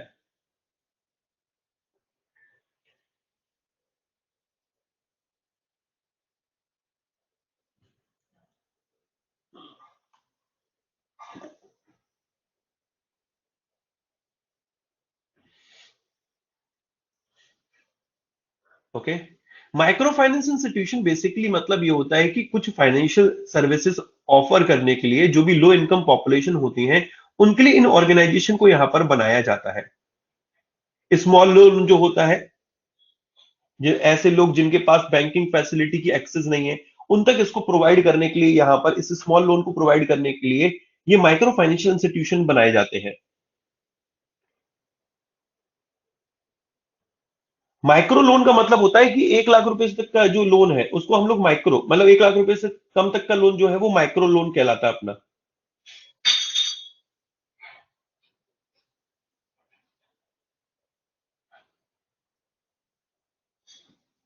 क्लियर हो गया भाई? इसको और डिटेल में एक काम करूंगा नेक्स्ट क्लास में, ये मैं लिख लेता हूं अपने पास कि मुझे कुछ तुम लोगों के नोट्स लेकर आने हैं। तो एस एच जी, ठीक है, J L G, J L G हो गया, एस एच जी हो गया, जे एल जी हो गया, और एम एफ आई हो गया, माइक्रो फाइनेंशियल इंस्टीट्यूशन। और एक और था यार, ये यहाँ पर ये क्या है, एस यू मतलब क्या है? एस एच जी तो ये हो गया, जे एल जी हो गया, एम एफ आई हो गया। ये तो एस यू का मतलब क्या है? एस यू मैंने एस यू मतलब क्या लिखा था यहाँ पर? किसी को आइडिया है? स्टार्टअप्स। ओके, स्टार्टअप्स इनकी डेफिनेशन लिखा लाऊंगा। असल में एग्जाम में ना डेफिनेशन का ही खेल है सारा का सारा। चलो अब नेक्स्ट आगे बढ़ते हैं। Loan to distress person. ठीक है, distress person other than distress farmer. अभी के लिए ये भूल जाओ डिस्ट्रेस पर्सन क्या है। Loan to distress person not exceeding 1 lakh per borrower to repay their debt to non institutional lenders. अब मेरे भाई, जैसे कि बहुत सारे लोग होते हैं, फार्मर नहीं यहां पर बात कर रहा हूं, नॉर्मल बात कर रहा हूं, जो गांव देहात में क्या करते हैं, जो मुनीम टाइप के लोन होते हैं ना, मुनीम टाइप के लोग होते हैं, ठीक है, जो कि इंस्टीट्यूशनल लेंडर्स नहीं है, इनसे पैसा ले लेते हैं। आप लोगों ने बहुत सारी मूवीज में देखा होगा कि मदर इंडिया में आई थिंक था कि मेरे माँ के कंगन दे दे। वो क्या करते हैं कि भाई इन लोगों से ज्यादा इंटरेस्ट चार्ज करते हैं, इनकी जमीन के पेपर रख लेंगे, इनका पैसा इनको उधार दे देंगे और इनसे ज्यादा इंटरेस्ट चार्ज करते हैं। तो ऐसे व्यक्ति जो कि डिस्ट्रेस्ड पर्सन है, loan to distressed person not exceeding 1 lakh per borrower to repay their debt. अब उन मुनीम को उनका पैसा लौटाने के लिए इनको 1 लाख रुपए तक का लोन दिया है। तो ये किसका पार्ट है? अदर का। अदर का। Okay. And loan up to 50 crore to startup, ये तो हम लोग पढ़ चुके हैं यार। Loan up to 50 crore to startup as per definition of ministry of commerce and industry, government of India. ठीक है, अदर देन एग्रीकल्चर और एमएसएमई। अब देखो, अगर एमएसएमई में भी किसी स्टार्टअप को लोन दिया जा रहा है 50 करोड़ रुपए तक का, तो वो भी किसका पार्ट है? प्रायोरिटी सेक्टर का। एग्रीकल्चर में भी 50 करोड़ रुपए तक का लोन दिया जा रहा है, तो वो भी किसका पार्ट है? स्टार्टअप का। अब इन्होंने बोल दिया कि अगर कोई एग्रीकल्चर और एमएसएमई के अलावा भी स्टार्टअप है और वो किसी और एक्टिविटी में इंगेज है, ओके, तो उसको भी 50 करोड़ रुपए तक का लोन किसका पार्ट है? स्टार्टअप। मतलब तो स्टार्टअप का मतलब ही ये है कि स्टार्टअप का मतलब ही यही है मेरे भाई कि 50 करोड़ रुपए तक का लोन। मतलब अदर में इन्होंने क्या दे दिया? एग्रीकल्चर और एमएसएमई। मतलब ये स्टार्टअप हर एक कैटेगरी में आ गया। हर एक कैटेगरी में स्टार्टअप आ गया। स्टार्टअप का मतलब ये है कि एग्रीकल्चर और एमएसएमई के अलावा अगर वो किसी और एक्टिविटी में इंगेज है तो 50 करोड़ रुपए तक का लोन अगर उसको दिया जा रहा है तो ये किसका पार्ट है? प्रायोरिटी सेक्टर का पार्ट है। ये क्लियर हुआ भाई? ये क्लियर हुआ कि नहीं हुआ?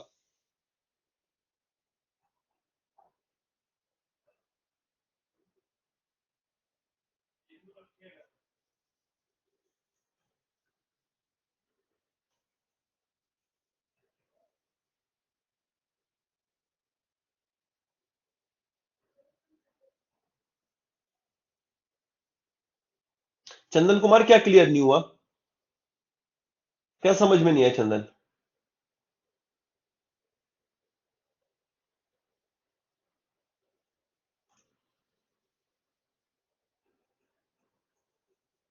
Last point. लास्ट पॉइंट, अच्छा ये बता चंदन भाई, स्टार्टअप के लिए बोला गया है कि कितने तक का लोन है जो कि प्रायोरिटी सेक्टर का पार्ट है?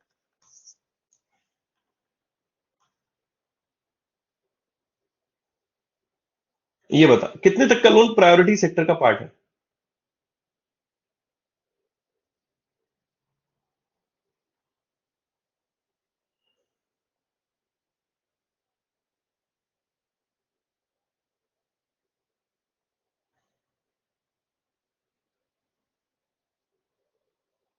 50 करोड़ का।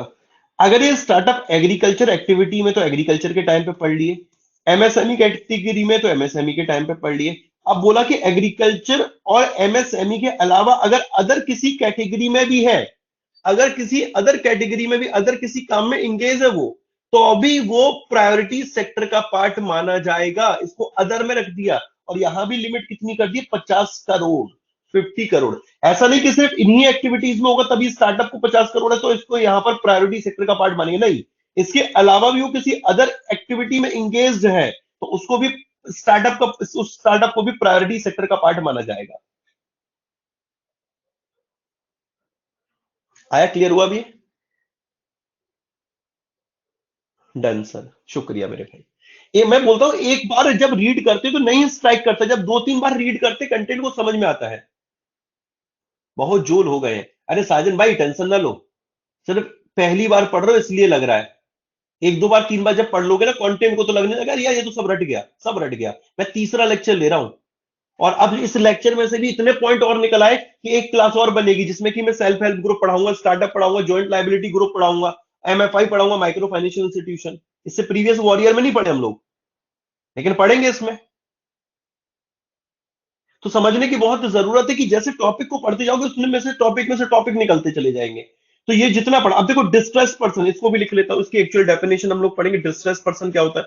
अभी तो हम लोगों ने ये नॉर्मल पढ़ लिया, लेकिन एक्चुअल में तो डिस्ट्रेस पर्सन पढ़ना पड़ेगा। अब यहाँ पर डिस्ट्रेस पर्सन की बात होती है, डिस्ट्रेस फार्मर का मतलब भी हम लोग पढ़ेंगे। किसी को आइडिया है डिस्ट्रेस पर्सन मतलब क्या है या डिस्ट्रेस फार्मर मतलब क्या है? आपदाग्रस्त किसान, आपदाग्रस्त व्यक्ति। असल में हुआ क्या था, मेरा जितना भी स्टूडेंट से अभी कनेक्शन चल रहा है, जो मैं अभी एक सेशन और करने वाला हूँ जल्दी, यूट्यूब पे आपको मिलेगा। वो बच्चे जो कहीं ना कहीं सिलेक्टेड है उनके साथ बात करूंगा। और उनसे जब मेरी बात हो रही है तो मैं बड़ा एनालिसिस कर रहा हूँ थोड़ा बैठ के, तो पता चल रहा है कि इंटरव्यू में जो इंटरव्यूअर पूछता है वो इन टॉपिक से बहुत पूछता है। क्योंकि ये जो टॉपिक है ना, ये उनकी डेली वर्किंग का पार्ट है, डेली वर्किंग का पार्ट। और इन टॉपिक से वो जब पूछता है, अगर बच्चों ने नहीं पढ़ रखा होता तो इंटरव्यूअर फिर उनको नंबर बहुत कम देता है। ओके, तो इन चीजों को पढ़ने की बहुत जरूरत है। ठीक है, तो ये स्किप नहीं करना, हमारे लिए क्लियर हुआ। वीकर सेक्शन क्लियर है, ये टारगेट क्लियर है। अब आते हैं यहां पर एक और पॉइंट पे, ये बहुत इंपॉर्टेंट है। इसे भी छोड़ दो, इस पे आओ पहले। Penalty for not achieving PSL target. अगर कोई भी बैंक है, अगर वो टारगेट अचीव नहीं कर पाता है तब क्या पेनल्टी है, इसको रीड करो। आज 3 बजे वाली क्लास नहीं होती कि? ये बेटा 3 बजे वाली क्लास ही चल रही है।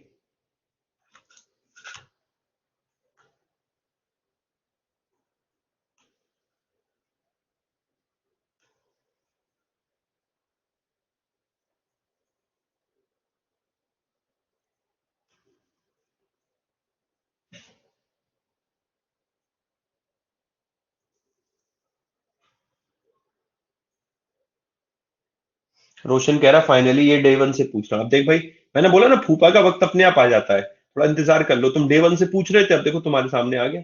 हर चीज का एक अपना टाइम निर्धारित है। एक बच्चे ने लिखा कि जो लोग गरीब हैं उन लोगों के लिए बैंकिंग फाइनेंशियल अवेयरनेस की क्लासेस एटलीस्ट हफ्ते में एक दो बार फ्री करा दिया करिए, आई रिक्वेस्ट यू। बहुत बढ़िया मेरे भाई, बहुत बढ़िया। ये वही लोग हैं, बाबू ने थाना थाया कि नहीं थाया, उनके लिए वैलेंटाइन डे पे जब खरीदने जाते हैं तो उनसे बार्गेनिंग तक नहीं करते हैं। और यहाँ आके इनको सब चीज फ्री में चाहिए, क्वालिटी कंटेंट भी इनको फ्री में चाहिए।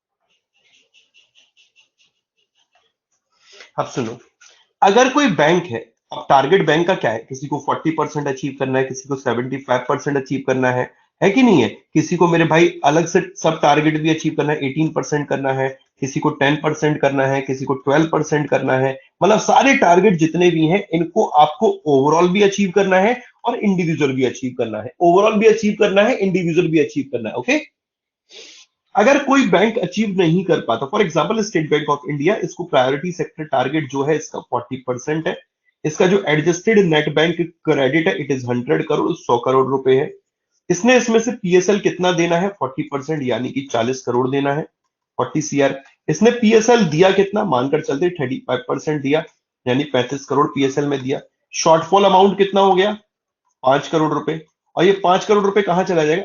RIDF में, रूरल इंफ्रास्ट्रक्चर डेवलपमेंट फंड में।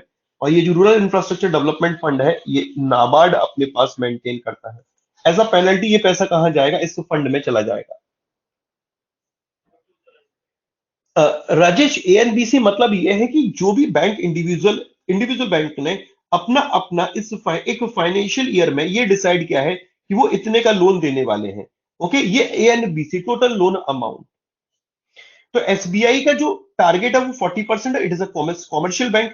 एनबीसी 100 करोड़ हो गया, पीएसएल में 40%, 40 करोड़ चला गया। पीएसएल में जाना कितना था भाई, 40%, 40 करोड़, बट गया कितना, 35%, 35 करोड़। अब कितना शॉर्टफॉल अमाउंट हो गया, 5 करोड़। तो वो एज अ पेनल्टी नाबार्ड के पास जाएगा, नाबार्ड जमा करेगा रूरल इंफ्रास्ट्रक्चर डेवलपमेंट फंड में। असल में ये जो रूरल इंफ्रास्ट्रक्चर फंड में पैसा जाता है, इसका मतलब ये नहीं कि ये पैसा चला गया वापस लौट कर नहीं आएगा। ये पैसा यहां पर जाता है, लॉन्ग टर्म के लिए पैसा यहां रहता है, और इस पर इंटरेस्ट भी मिलता है। इंटरेस्ट, बट इतना इंटरेस्ट नहीं मिलता जितना कि ये मार्केट में देते तो इतना कमा सकते थे। लेकिन हाँ, अगर इनका इंटरेस्ट की बात करें तो इस पर भी इनको इंटरेस्ट मिलता है। नाम वाले पेनल्टी दे दिया है, बट इस अमाउंट पर भी बैंक को इंटरेस्ट मिलता है। लेकिन ये पैसा कहाँ चला जाता है, नाबार्ड के पास चला जाता है, यही मूव होता रहता है।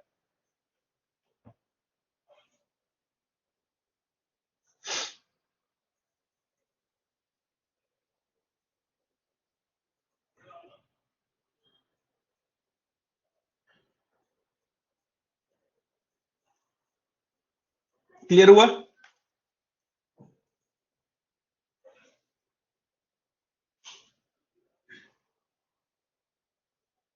सर इंटरेस्ट मिलता, अमाउंट नहीं, अरे ऐसा नहीं है। हाँ भाई, सब इंटरेस्ट भी मिलेगा, क्यों नहीं मिलेगा।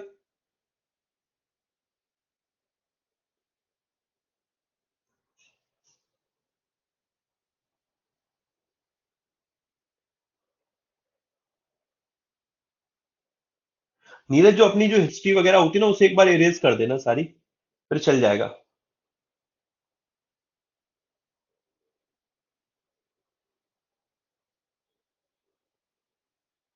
Okay, priority penalty for not achieving PSL target, banks have to deposit shortfall amount of PSL with NABARD under the RIDF Rural Infrastructure Development Fund, RIDF।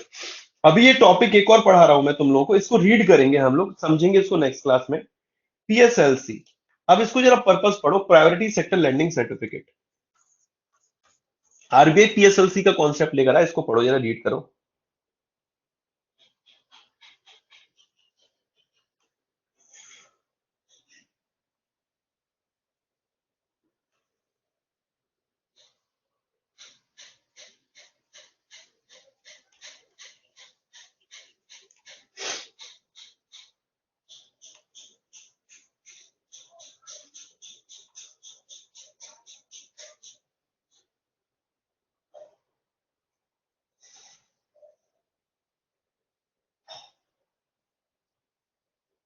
आज तो स्पेड रहेगा वो।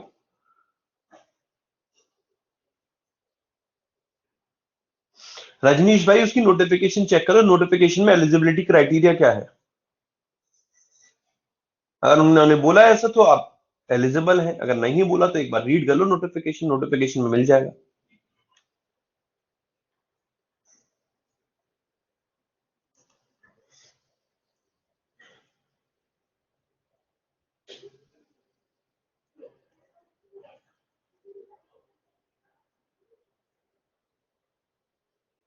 अब जरा देखो, to enable bank to achieve priority sector lending target sub target by purchase of these. अब देखो, bank है, बैंक मार्केट में लोन देना चाह रहे हैं, बट लोन लेने को ही नहीं आ रहा, फिर क्या करें। तो आरबीआई को तो फिर ये होगा कि भाई एज अ पेनल्टी यहां पर काम करना पड़ेगा, मतलब पेनल्टी इंपोज हो जाएगी किसके ऊपर, बैंक के ऊपर। तो फिर आरबीआई कॉन्सेप्ट लेकर आया प्रायोरिटी सेक्टर लैंडिंग सर्टिफिकेट का, पीएसएलसी का। ये पीएसएलसी 4 प्रकार के हैं। अब 4 प्रकार के हैं, इनको खरीद लेगा, जितना भी शॉर्टफॉल होगा उतने का बैंक, और माना जाएगा इनका पीएसएल टारगेट पूरा है। जरा देखिएगा कितने प्रकार के पीएसएलसी हैं। आंसर बनता है 4 प्रकार के। PSLC agriculture, PSLC small and marginal farmer, PSLC micro enterprises, PSLC general. तो पीएसएलसी एग्रीकल्चर का मतलब है 40% का टारगेट अचीव करना है। पीएसएलसी स्मॉल एंड मार्जिनल फार्मर का मतलब है इनको मेरे भाई जो 10% का टारगेट है वो भी इंडिविजुअली अचीव करना है। माइक्रो एंटरप्राइज मतलब है 7.5% का टारगेट भी इंडिविजुअली अचीव करना है। जनरल मतलब है यहाँ पर ओवरऑल मेरे ये 40% नहीं 18% होगा एग्रीकल्चर, यहाँ पर ये मेरे भाई 40% है।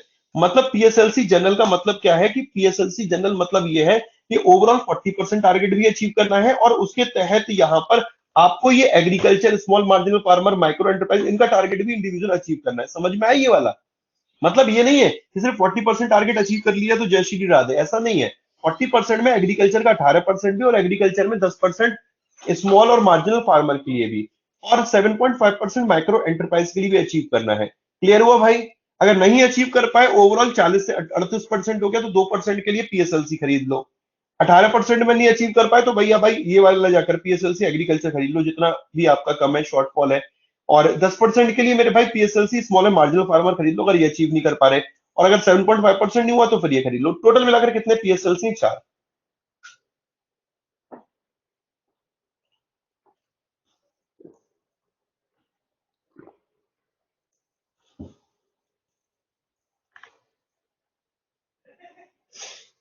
नहीं आया समझ में? ओहो। ये देखो, अब सुनो। पापा ने बोला बेटा, 100 रुपए में से 40 रुपए तुझे पूजा पे खर्च करने हैं। अब जब मंदिर के पट्टी नहीं खुल रहे तो कहां से पूजा पे खर्च करेंगे? भाई आरबीआई ने बोला बैंक को कि तुमको 40%, 40 रुपए 100 में से इनको प्रायोरिटी सेक्टर को देना है। जब ये लोन लेने ही नहीं आ रहे तो फिर क्या करेंगे?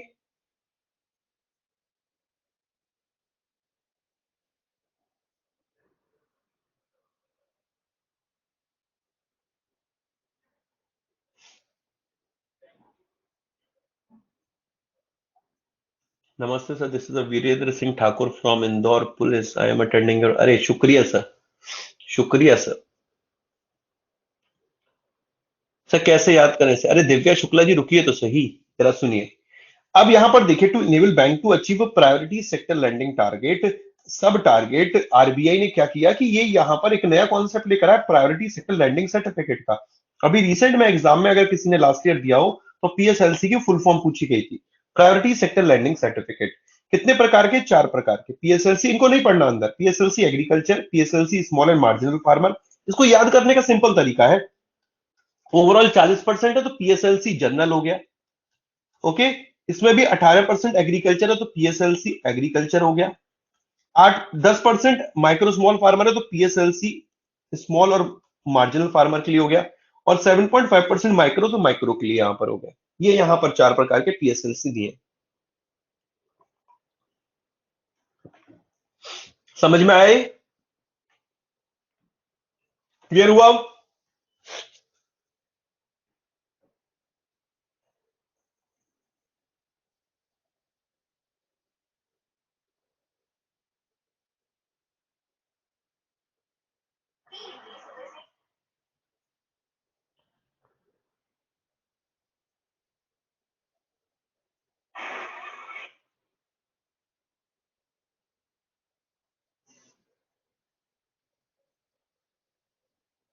क्लियर हुआ कि नहीं हुआ? इसको एक बार रीड करना, नेक्स्ट क्लास में मेरे भाई ये भी लिख लेता हूँ पीएसएलसी। और वैसे तो कंप्लीट है बट फिर भी, हाँ, कौन जारी करता है, कौन किससे खरीदता है, कितने टाइम के लिए जारी किए जाते हैं, पेनल्टी से हटकर इसको लेने का फायदा क्या है, ये सारी चीजें हम लोग नेक्स्ट क्लास में इससे रिलेटेड डाउट भी कर लेंगे। बाकी तुम लोग इसको एक बार और पढ़ लेना, इस टॉपिक को। इससे रिलेटेड कोई डाउट हो भेज देना, बट मुझे नहीं लगता शायद से कोई डाउट बचा होगा आप लोगों का। मैंने कोशिश करी है कि एक चीज को काफी डिटेल में समझाने की।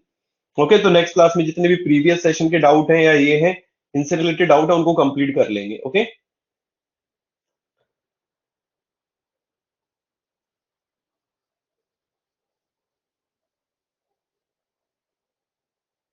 किस एग्जाम के लिए वीरेंद्र भाई? एसएससी, बैंक, किस एग्जाम की बात कर रहे हैं? क्लास ओवर, हाँ भाई क्लास डन। सुबह अभी ये 7 बजे, सुबह नहीं है, 7 बजे से स्टार्ट हुई थी और 8:35 हमारी क्लास डन है मेरे भाई।